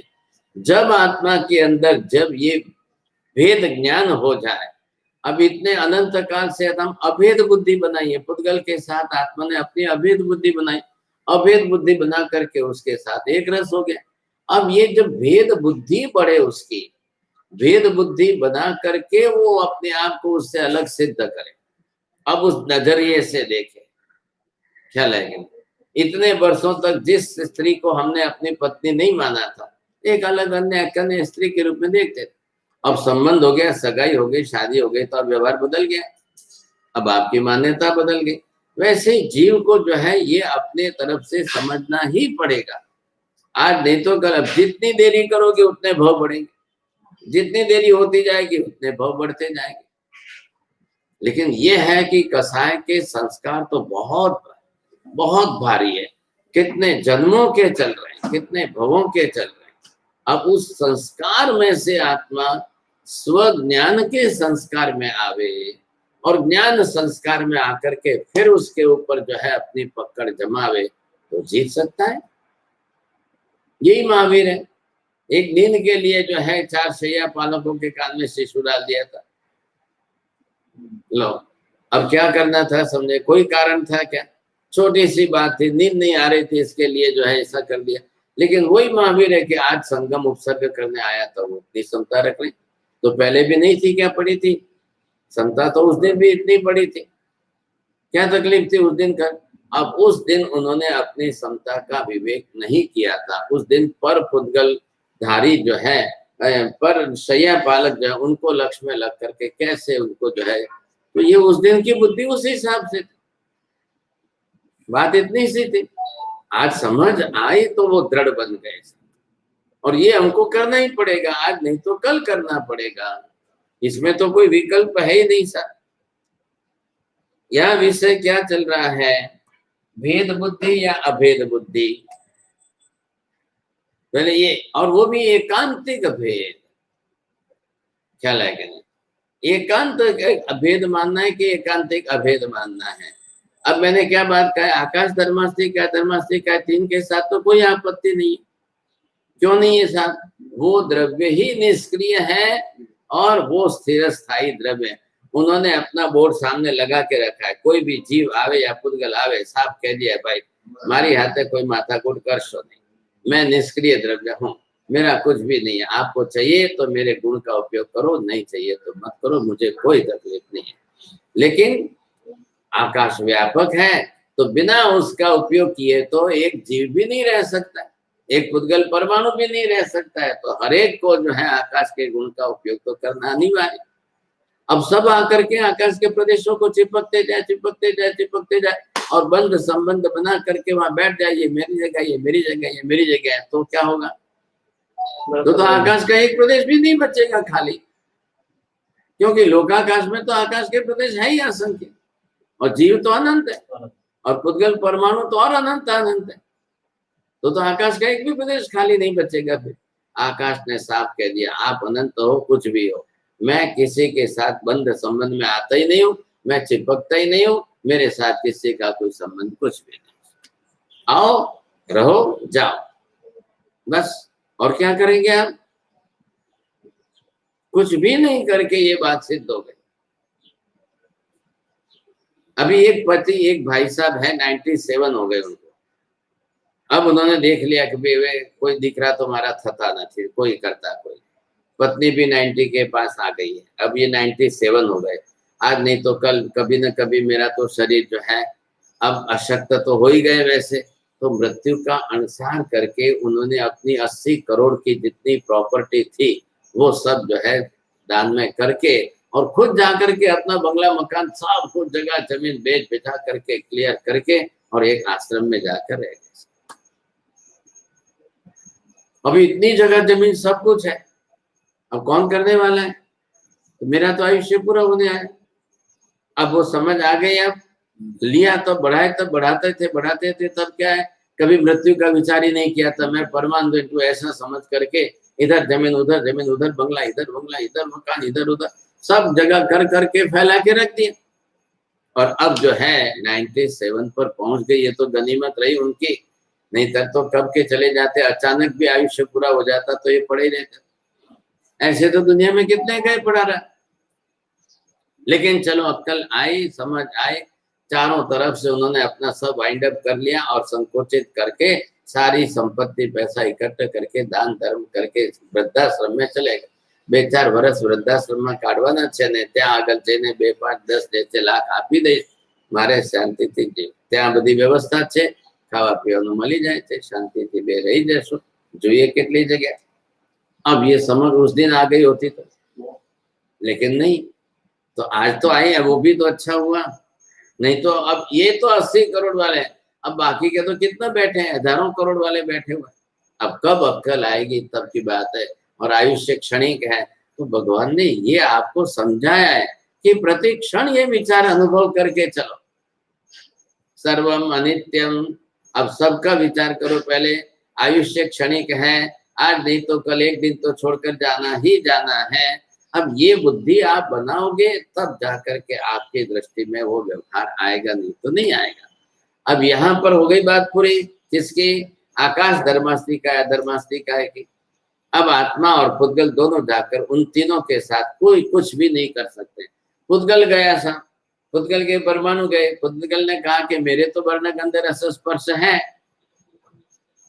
मेरे में तो अपने स्निग्ध स्पर्श आदि, भाई तेरे में है तो तू जाने, हम तो चिपकने वाले नहीं है, हमारे साथ तो बंध संबंध होने वाला नहीं, तेरे में स्निग्ध रस भी हो तो भी हम उसको स्वीकार नहीं करते। अब आकाश के ऊपर धर्मास्तिका क्या धर्म प्रदेश होते हुए भी पुद्गल के स्निग्ध रस आदि का उसके ऊपर कोई असर नहीं, कुछ भी फर्क नहीं, एक भी प्रदेश दूसरे प्रदेश के साथ नहीं चिपकते। अब ये बात क्यों उठाई आपने? तो एकांत भेद के कारण वहां, तो वही बात आत्मा के साथ क्यों नहीं बैठा रहे हो? वही पुद्गल द्रव्य जब आकाश धर्मास्तिका धर्मास्तिक के पास के गया तो उन्होंने साथ, उनके साथ तो चिपकता ही नहीं है, तो आत्मा के साथ क्यों चिपकता है? दोनों में परस्पर जो है, दोनों तरफ से दोनों में जो है गुणधर्म के अंदर विकृति आएगी तब होगा। भाई शक्कर के कण भी घुलनशील है और दूध में भी पानी है, वो उसके शक्कर के कण घुलनशील होने से बिखरेंगे तो दूध में पानी उसको अपने अंदर घोल करके एक रस कर लेगा। अब दोनों में से एक तरफ भी नहीं होता तो क्या होता? दूध भी जो है बर्फ में जम करके ठोस बन जाए और शक्कर है ही ठोस। अब दोनों में मिला करके साथ में रखो, 1000 बरस तो कुछ नहीं हो, लेकिन दूध प्रवाही है, पानी उसका गहन है, प्रवाही है अंदर, वो जाकर शक्कर के कण को बरोबर एक रस कर रहा है, तो शक्कर के कण घुल रहे हैं तो पूरा दूध मीठा हो रहा है। अब क्या हुआ सब? अब दूध मीठा हो गया, व्यवहार में लोगों ने दूध को मीठा कह दिया, शक्कर को मीठा नहीं कह रहे। शक्कर का गुण धर्म मीठा जो है वो पर द्रव्य में दूध में गया, तो ऐसे ही ये नियम यहाँ बैठा करके आत्मा के ज्ञान दर्शन आदि पर में गए, ये कहेंगे या पुद्गल के वर्ण गंध रस स्पर्श आदि आत्मा में आएंगे, ऐसा व्यवहार कर सकते हैं? दृष्टांत किसका दिया है और इधर कैसे बैठाओगे? एकांत भेद सिद्ध किया उन्होंने दृष्टांत देकर, शक्कर की मिठास पर द्रव्य दूध में गई, तो आपका तो नियम टूट गया। जो शाश्वत नियम था, द्रव्य के गुण जो है पर द्रव्य में कभी जाते ही नहीं है, ये नियम था, तो कैसे गया फिर? इधर ये दृष्टांत एकांत भेद समझाने के लिए हेतु क्या दिया था इन्होंने? 2 कागज गुण से चिपकते हैं, इन्होंने क्या कहा है? 2 द्रव्य तीसरे द्रव्य से बंध संबंध में आते हैं, वो हम ना कहते ही नहीं, हम तो गुण गुणी को कहते हैं। कागज जरूर दूसरे कागज से चिपकेगा, लेकिन कागज की सफेदी कागज से चिपकने के लिए तो गुण बीच में नहीं आ रहा है।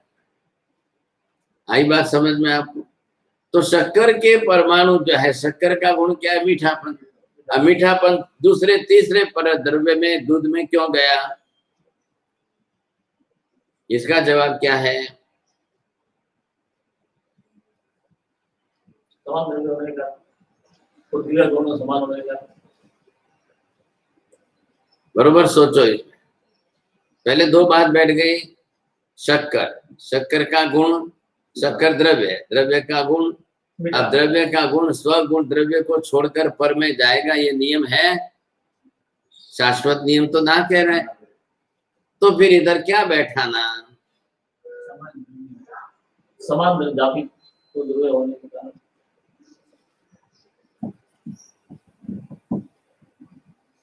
आप 24 घंटे तक कल सोच करके लाना, ये उत्तर देना। अगर ये शाश्वत सिद्धांत के नियम को ये भेद पक्ष तोड़ रहा है, एकांत भेद का पक्ष लेकर उसको तोड़ रहा है, अब आपको कैसे समझाना है? बोलो। या तो आप होमवर्क करेंगे, एक दिन तक सोचेंगे, जाके उनके साथ बात करना, दोनों जने अपनी अपनी बुद्धि लड़ाना, फिर देखना, या फिर वो शाश्वत सिद्धांत का नियम टूटता है। वो टूटेगा क्या? नियम क्या है? द्रव्य के गुण स्वद्रव्य को छोड़कर पर द्रव्य में तो जाएंगे नहीं। बस, तो ये नियम तो बराबर बैठा के रखना है। द्रव्य जाति तो स्वाद होने के कारण जा सकते हैं। अब वो पकड़ लिया तो दूसरा विचार नहीं करना है क्या? एक बात पकड़ में आ गई तो फिर जो है उसको बदलो तो सही, दूसरी दिशा में सोचोगे तो सही कि नहीं।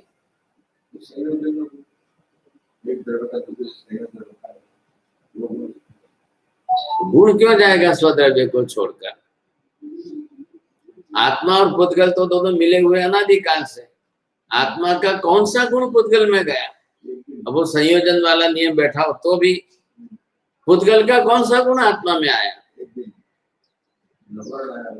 कोई नहीं। पुद्गल पुद्गल के रूप में ही रहा, आत्मा आत्मा के रूप में। बस यही तो भगवान केवल ही जो है समझा रहे, तो वो सत्य यही समझा रहे। जब पुद्गल अनंत काल में अपना गुण धर्म नहीं छोड़ रहा है, तो हे चेतन आत्मा, तू क्यों अपना गुण छोड़ रहा है? हाँ, तो पर पैसा बेसर पर द्रव्य थयु ने आनाथी यार, पर द्रव्य थयु के नहीं?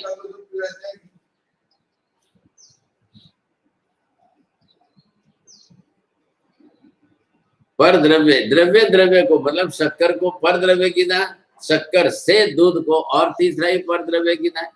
अब दोनों में आपको बात बैठा नहीं है, तो सीधी बात इतनी सी है कि शक्कर का गुण मीठा शक्कर को छोड़कर गया ही नहीं। बोलो नहीं गया तो फिर दूध मीठा कैसे हुआ? शक्कर में गुण की मात्रा ज्यादा होगी।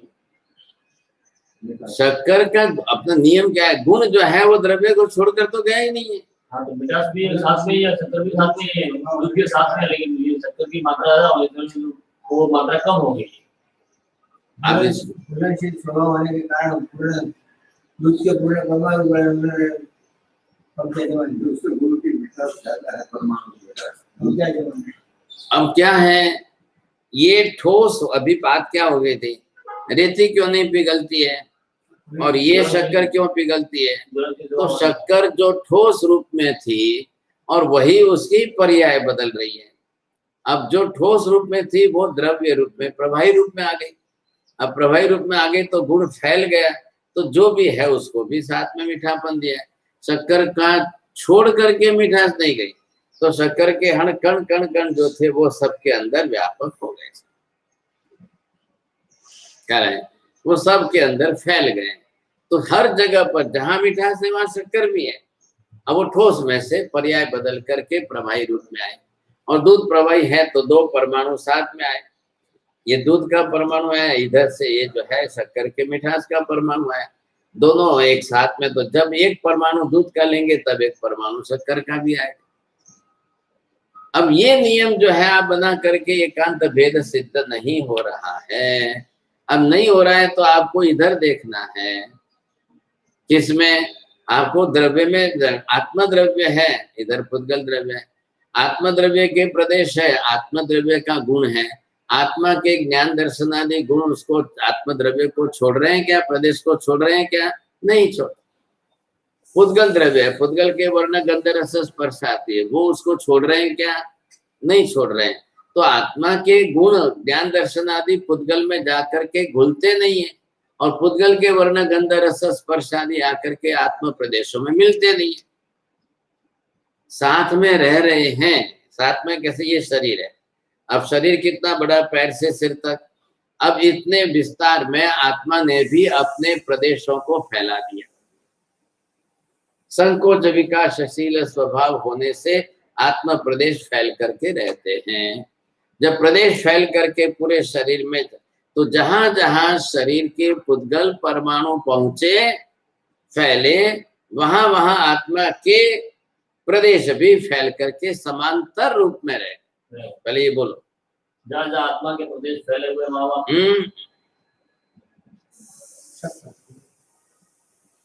जहाँ जहाँ शरीर पुद्गल के, हाँ राजा पुद्गल के परमाणु फैले हुए हैं, वहाँ वहाँ आत्मा के प्रदेश भी फैलते रह रहे हैं समांतर, समांतर। बरोबर। अब क्या है, अब किसके प्रदेश ज्यादा है? पुद्गल के समान है दोनों, समांतर प्रदेश। दो द्रव्य है, दोनों में से किसके प्रदेश ज्यादा है, किसके कम है?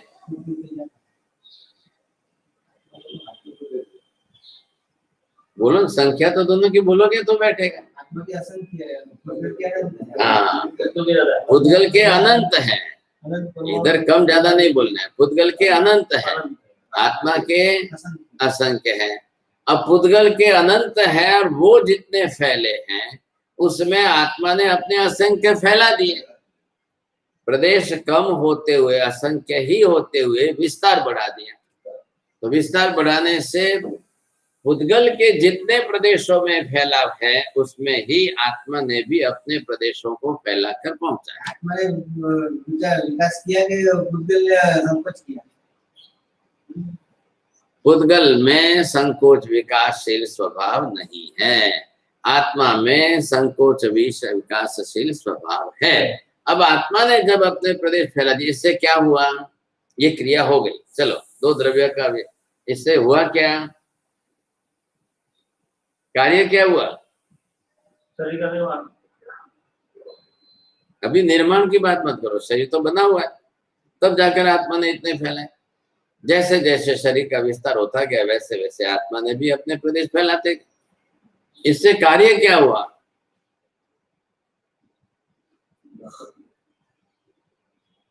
इससे कार्य ये हुआ, जहां जहां पुद्गल के परमाणु है वहां वहां आत्मा के प्रदेश फैलने से आत्मा के गुण का ज्ञान दर्शन की वेदना संवेदना पुद्गल के साथ जुड़ गई।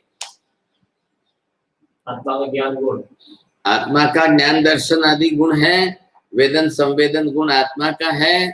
अब आत्मा के प्रदेश जहां जहां फैल गए हर पुद्गल के प्रदेशों के साथ, तो उसके साथ जो भी वर्ण गंध रस स्पर्श आदि होगा उसका सीधा ज्ञान दर्शन आत्मा को तुरंत होगा। आप चलते हुए पैर के नीचे एक पानी की बूंद आ गई, तरत आपको जो है तुरंत ज्ञान दर्शन हो जाएगा कि पैर के नीचे पानी कैसे आया। ज्ञान दर्शन के कारण अब उसकी वेदन संवेदनता है।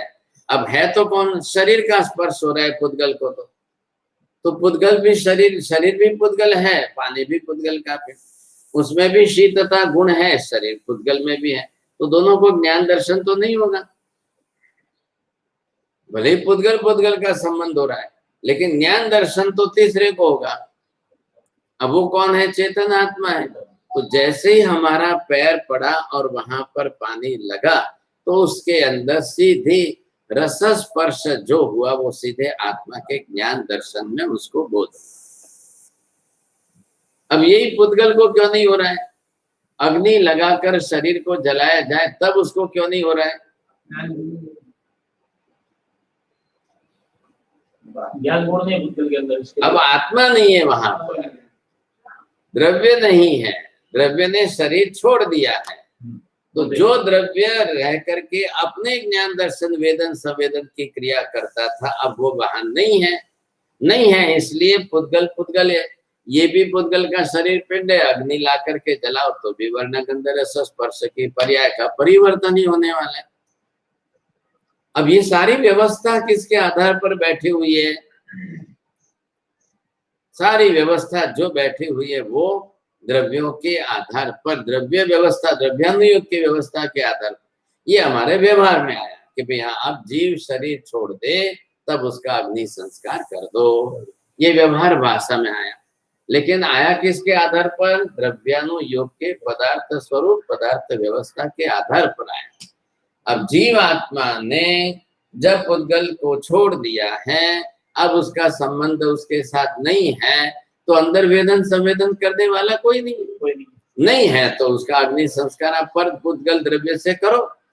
तो पर द्रव्य अग्नि है, पर अग्नि द्रव्य के साथ उसका संबंध करके आप व्यवहार करो। क्या करेंगे आप? करके भी क्या करेंगे? पुद्गल भी अविनाशी द्रव्य है, वो भी अस्थि कायात्मक शाश्वत द्रव्य है, तो आप क्या करेंगे? तो करो तो भी पर्याय का ही परिवर्तन होने वाला है। द्रव्य का समूल अस्तित्व नष्ट कभी होता ही नहीं है, ये शाश्वत सिद्धांत है। लिखो आप।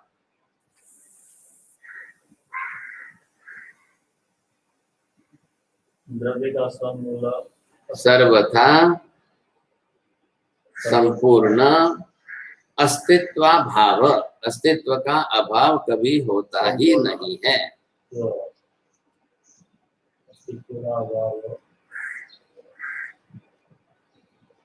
कभी होता नहीं है। बस बात पूरी हो गई। तो ये बेसिक जो मूलभूत सिद्धांत बने हुए शाश्वत व्यवस्था के सिद्धांत, वो नहीं छोड़ रहा है आप। तो आज ज्ञान दर्शन चारित्र बुद्धि का हर द्रव्य पे खड़ा हो रहा है, तो कोई भी स्पर्श तो पहला जो आत्मा रमाए ज्ञान चारित्र में खड़ा हो रहे, स्पर्श होगा, वर्ण आएगा, गंध आएगा, रस आएगा, जो भी होगा, फिर उससे ज्ञान दर्शन चारित्र में बनना या कसाई बनना वो जिक्र कैसे होगा? वो अंदर राग द्वेष से ज्ञान होगा। राग द्वेष अंदर पड़ा है, इसके लिए होगा। हाँ, तो फिर राग द्वेष कभी होता है, कभी ज्ञान में जाता है गुण। आपको जो उपयोग करना है करो, दोनों है अंदर, दोनों है। आप दोनों में से आपको किसका उपयोग करना है ये देखो। ये अंदर तो हर समय अच्छा ही उपयोग करना, खराब तो नहीं क्यों करना है, पहले करना है। जिसने ये ठान लिया है कि मुझे तो कसाय करके इनको दबाना ही है, इनको डराना ही है, तो वो क्यों छोड़ेंगे मौका। ये क्या है, इधर देखो, ये गुण है। अब आप नाम जिस गुण का लिखो वो गुण। अब ये क्या हुआ, इसके ऊपर जो है ये कर्म का आवरण आया। अब ये कर्म का आवरण आया तो इसने क्या किया, गुण को दबा दिया कि नहीं दबाया? तो कहाँ गया गुण, कोई नष्ट तो नहीं हुआ है।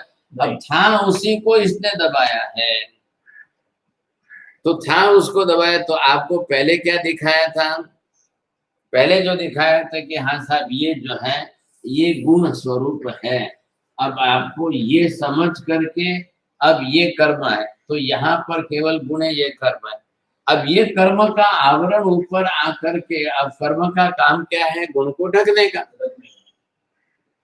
तो पहले ये ज्ञान अंदर समझ में तो रख लो, मेरे में ज्ञान अनंत है, दर्शन अनंत है, चारित्र अनंत है, समता अनंत है, गंभीरता अनंत है। ये पहले ज्ञान का स्पष्ट बोध कर लो। अब कर्म है, अब व्यवहार में कर्म की क्रिया है, व्यवहार में कर्म का व्यवहार चल रहा है। तो आप अंदर से समझ लो कि ओरिजिनल में तो मेरा वास्तविक तो मूलभूत तो गुण ज्ञान दर्शन का ही है, मैं क्यों कर्म का उपयोग करूं। लेकिन वो जानबूझ करके करेगा। कसाय कभी अनजान में नहीं होता है। कोई व्यक्ति नींद में क्रोध नहीं करता है, कोई व्यक्ति नींद में मान माया कपट छपट कुछ नहीं करता है। गुण और कसाय सब भरा पड़ा है। गुण के ऊपर ही आवरणीय कर्म है, पहले ये बोलो। गुण के ऊपर आवरणीय कर्म, शरीर के ऊपर ही हमने कपड़ा पहना है। हाँ। तो कपड़ा क्या है, कर्म है। शरीर आत्मा का अंदर मूलभूत है। अब आपने ऊपर कपड़ा धारण कर लिया है, सूर्य के ऊपर ही बादल है, सूर्य ऊपर बादल का लेना देना नहीं है, वो हम यहाँ से देखते हैं। तो सूर्य की किरणें तो प्रकाश फैल रही थी, उसने बादल ने रोक दी। कोई भी अपने को विचार आता है पहले आत्मा में ज्ञान होता है। हाँ, गुण में, क्योंकि भूतगल में तो है ही नहीं, भूतगल में तो ज्ञान दर्शन का गुण ही नहीं है, तो भूतगल में तो होना ही नहीं है, संभावना ही नहीं है। तो है किसमें, आत्मा ही में, आत्मा में ही होनी है। हाँ, तो आत्मा में जब होना है तो आप पहले अंदर से ये धारणा बना लो, मैं आत्मा हूँ, मैं ज्ञान दर्शन मैं हूँ, मैं कसाय भाव वाला नहीं हूँ, मुझे राग द्वेष आदि कसाय के कोई निमित्त आए तब नहीं करना है,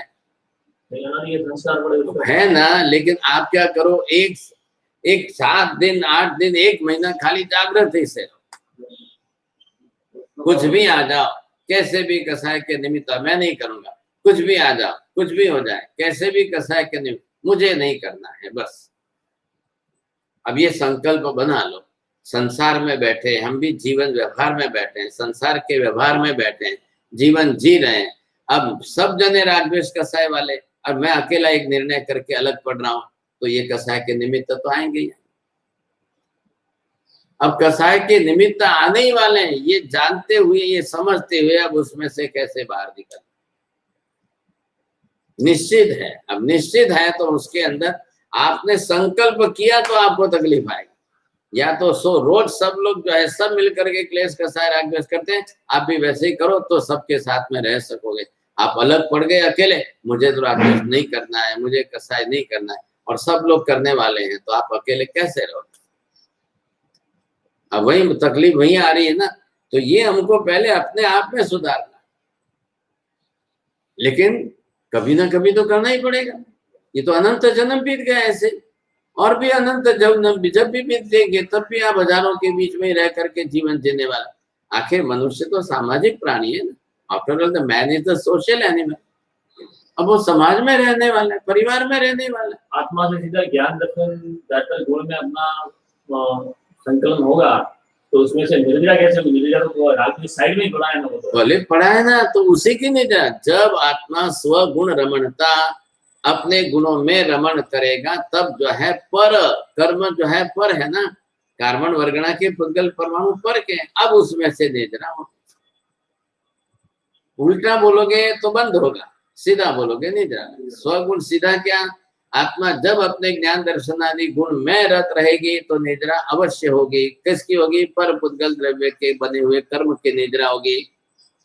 और जब आत्मा पर पुद्गल द्रव्य जन्य जो कसाय आदि राग द्वेष वाले भाव है उसी में रत रहेगी, तो बंध भी उतना ही होगा। हाँ, यही तो है, कसाय भाव राग द्वेष के कारण ही कर्मों का आत्मा प्रदेश के साथ चिपकना होता है। राग द्वेष के प्रदेश अंदर में से ऐसे बाहर निकलते ही रहते हैं। हाँ, निकलते रहते नहीं, जब आप स्वगुण रमणता में रहोगे तो निकलेंगे। अभी आप बैठे हो 2 घंटे अभ्यास कर रहे हो, ज्ञान कर रहे हो, अब क्या राग द्वेष हो रहा है? कुछ भी नहीं, तो निद्रा हो रही। तो राग द्वेष के चैप्टर को चढ़ा ही नहीं तो निद्रा कहाँ से होगी? नहीं होगी। ज्ञान दर्शन गुण में रहे इसलिए तो अच्छे कर्म बंद होंगे ना। नहीं, कर्म बंद नहीं करना है यहाँ पर। अभी अच्छा क्या कर रहे हो आप पर पदार्थ का उपयोग करके दान पुण्य करोगे तो अच्छा है, लेकिन आप तो अपने ज्ञान दर्शन के गुण में तल्लीन रह रहे हो। 2 घंटे का समय आपका तल्लीनता का है, तो उसी में जो लॉस के पर्व उसमें होगा, उसमें नहीं नहीं नहीं। अब जो चिपका हुआ कौन है? कर्म के गुण के ऊपर आया हुआ कौन है? कर्म। तो अब इसका क्या होगा? यहाँ पर ये बिखरते जाएंगे। अब ये बिखरना जो है, ये बाहर जाना, अब ये इसका काम है निद्रा। तो ये ऑटोमेटिक हो रही है, करनी पड़ेगी। गुण के अंदर तल्लीन रहोगे तब निकल जाएगी। हाँ, जब स्वगुण में तल्लीनता बनेगी, अब वो अभ्यास से बनाओ, ज्ञान से बनाओ, ध्यान से बनाओ, साधना से बनाओ, उपवास से बनाओ, जिस किसी से बनाओ, आपके तब जाकर के निद्रा होकर बिखरते जाएंगे। जैसे ही दूध आपने गैस के ऊपर रखा तब उसमें से भाप निकलेगी।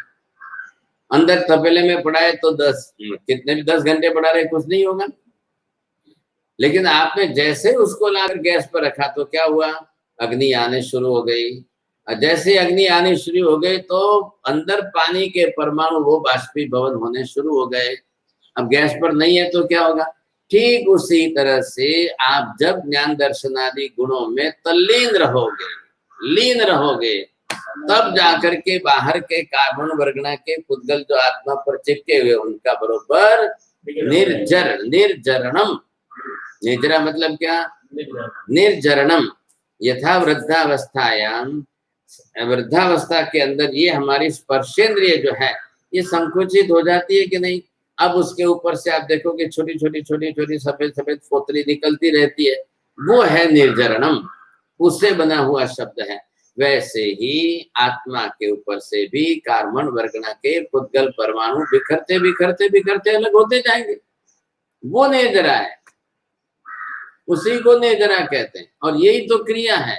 अब देखो ये दिखने वाली है क्या? अब कार्बन वर्गणा कितनी सूक्ष्म है, तो मन को उसके साथ में जोड़ने का रोल है। सम्मेलन तो आत्मा में हो रहा है, आत्मा में हो रहा है, आत्मा सीधा ज्ञान में जा रहे हैं। हाँ, तो उसके ये क्रिया मन के माध्यम से हो रही है, जोड़ने का काम। हाँ, ये मन अब वहां बरोबर स्थिरता ला करके, अब यहाँ आपको कुछ भी हो रहा है तो वहां मन नहीं पहुंचाना है मुझे। अब मैं वहां नहीं जाऊं, मैं आत्मा के ज्ञान दर्शन के अंदर कर लेंगे बस। अब है तो है, घुटना दुख रहा है तो दुख रहा है, कोई बोल रहा है तो बोल रहा है, कोई क्रोध कसाय करके आंखें निकाल के डरा रहा है तो डरा रहा है, आप उधर देखो ही मत। बस बात तो यही है। अब इंद्रियों का उपयोग उस समय उसके साथ मत जोड़ो। सामने वाला वो अपने कसाय को छोड़ने को तैयार नहीं है, वो आपके सामने आंखें निकालेगा, जोर से बोलेगा, चिल्ला कर बोलेगा और फिर आपको डराएगा। आप उसके सामने देखो मत और उसकी बात को सुनो मत। आपने अपनी दृष्टि बदल करके अपने आप में तल्लीन लो बस। तो आपने उसके सामने समता रखी, समता आत्मा का गुण है, आत्मगुण में समता में रहे, ये निद्रा चालू हो गई। अब आप समता में नहीं रहे, ईंट का जवाब पत्थर से दूंगा। अब आपने भी 2 गाली देना शुरू कर दिया, आपको भी नया बंद हो जाएगा। उसको 4 गाली का 4 गुना बंद हो रहा है, आपको 2 गाली का 2 गुना बंद हो रहा है। तो कार्बन वगैरह तो पड़ी है ना, चारों तरफ है ना, लेने में क्या देर लगती है, आधी सेकंड नहीं लगती है। इसलिए महावीर ने क्या किया, प्रति समय कर्म का, समय शब्द जोड़ दिया साथ में, प्रति समय कर्म का बंधा है। अब ये अगर एकांत भेद माने तो उसको कसाय भाव आया कि नहीं आया? फिर सर्वज्ञ के शाश्वत सिद्धांत से विरुद्ध चल करके ये अपनी तरह से एकांत भेद मान करके व्यवहार भाषा का करे तो आया उसको, तो कसाय भाव में रहेगा, वो अभिनिवेशिक भाव में रहेगा, पकड़ रखेगा। अब वो पकड़ कितने साल तक रखे, 100 साल तक रखे तो 100 साल तक उसकी पकड़ मजबूत बनी रहेगी। अब बनी रहेगी तो उसको 100 साल तक रोज कर्म का बंध भी होता है। यही तो प्रक्रिया समझनी है, सीखनी है। द्रव्यानुयोग तो आधारभूत पदार्थ व्यवस्था है। क्या लाया? पदार्थ व्यवस्था में द्रव्यानुयोग ने आपको क्या सिखाया? द्रव्य आत्मा, पुद्गल द्रव्य, पुद्गल की पर्याय कार्बन वर्गना, उसको आत्मा ग्रहण करते, वो आत्म प्रदेशों पर चिपकाते। द्रव्यानुयोग का काम इतना ही था। आपको द्रव्य द्रव्य द्रव्य गुण पर्याय क्रियात्मक स्वरूप समझा दिया। अब आगे आप देखो, आगे आप देखो, रेल में सरकार ने क्या किया, पटरी बना दी, रेल लगा दी। अब आपको बैठ करके जाना तो आपको है ना सर, इंफ्रास्ट्रक्चर जिसको बोलते हैं, अब वो सरकार ने लगाकर तैयार कर दी, व्यवस्था बैठ हो गई, सेट हो गई। अब आप उसका उपयोग करते जाओ। अब जो जिसको जिस तरह से करना है, अब उसके अंदर करते समय आपको ये देखना है। तो द्रव्यानुयोग तो आपके लिए इंफ्रास्ट्रक्चर का काम कर रहा है, वो तो व्यवस्था कर रहा है। पहले पदार्थ व्यवस्था कैसे वो बैठा के दे दी। आप क्या कर रहे हो, पहले आप देखो अपनी तरफ से, जो आप कर रहे हो उसके ऊपर लक्ष्य रखोगे तो आपको ख्याल आ जाएगा। इधर सर्वज्ञ का सिद्धांत द्रव्य गुण पर्याय तीनों आधार आधे भाव से, अभिनव भाव से, अभेद भाव से साथ में जुड़े हुए हैं। द्रव्य ध्रुव है, फिर भी पर्यायों का परिवर्तन होता ही रहता है, तो द्रव्य उस पर्याय के ढांचे में डलता है। द्रव्य के गुण का गुण गुणी का अभेद संबंध है। अब ये होते हुए शाश्वत सिद्धांत की व्यवस्था होते हुए ये अपने आप में एक अलग मत निकाल, एक पंथ बैठा रहे, ये बैठा करके अलग ही बात कर रहे। अब कर रहे हैं, क्या लाया कि नहीं, तो क्या करना। अब वो सत्य उनको समझा दिया, फिर भी उनको अपनी पकड़ नहीं छोड़ दी। अब पकड़ नहीं छोड़ी तो पकड़ किसके कारण है? कसाय भाव के कारण। मिथ्यात्व में तो ज्ञान का विपर्यास हो रहा है, कसाय उसकी पकड़ रख करके पकड़ के रख रहा है बात को। बात इतनी सी है। अब कसाय भाव जो है वो अगर आपको समझ में आ जाए तो वो आप पहले ही अपने आप में छोड़ने की कोशिश करो। जैसे ही कसाय भाव आपका छूटना शुरू हो जाएगा तो विपर्यास बनी हुई जो बुद्धि का है वो सीधापन ज्ञान में शुरू हो जाएगा। बात इतनी सी है।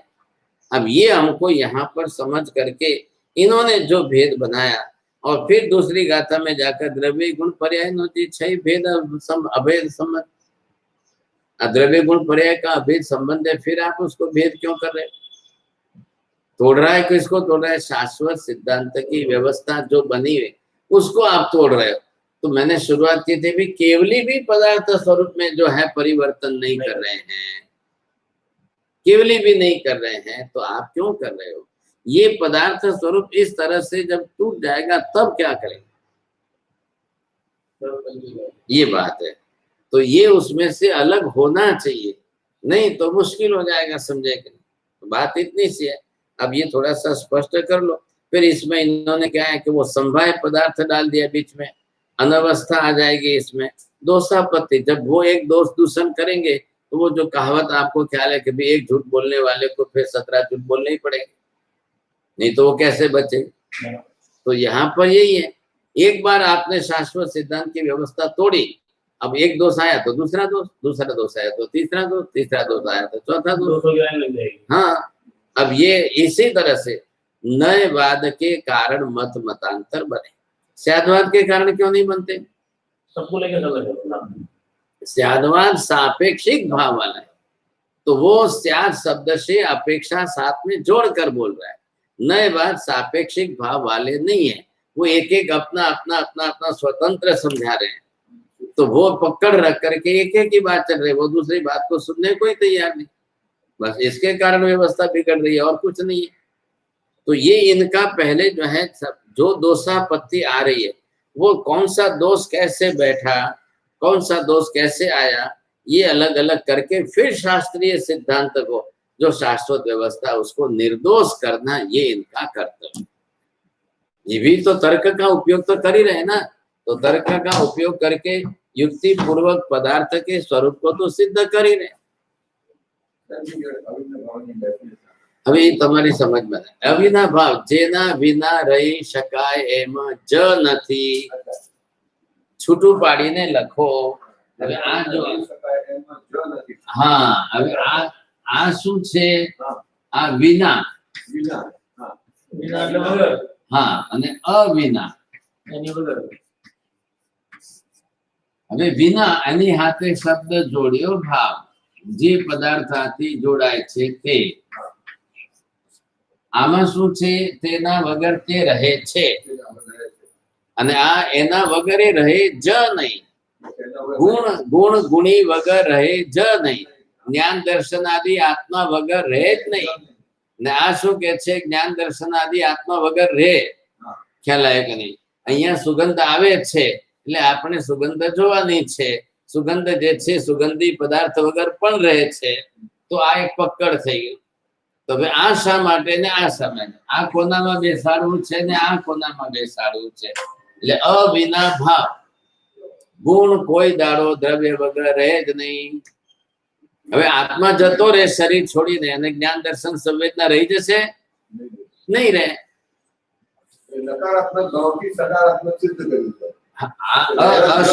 અવિના ભાવ, જેના વગર જે રહે જ નહીં। હવે આપણે માણસ મરી ગયો કેવી રીતે કેવું? હા, તો આત્મા જતો રહ્યો તો જ્ઞાન દર્શન રહી ગયા અહીંયા? હા, તો આત્માનું જ્ઞાન દર્શન સાથે અવિના ભાવ છે કે શરીરની સાથે છે? જ્ઞાન દર્શન નું આત્માની સાથે છે કે શરીર સાથે છે? એટલે આત્મા જતો રહે જ્ઞાન દર્શન રહી જાય બનવાનું છે? એક શું કહેવાય? બસ। પણ પર દ્રવ્યની સાથે વિના ભાવ, આત્મા પૂતગલ વગર રહી શકે છે।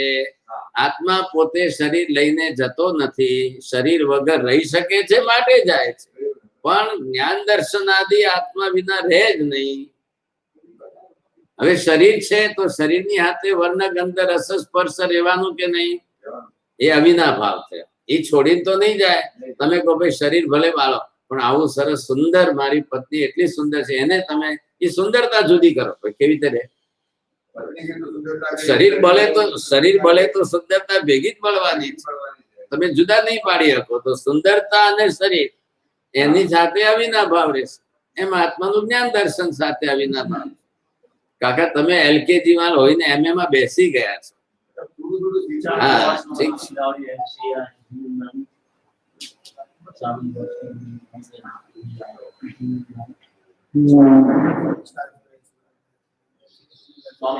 ले गुरु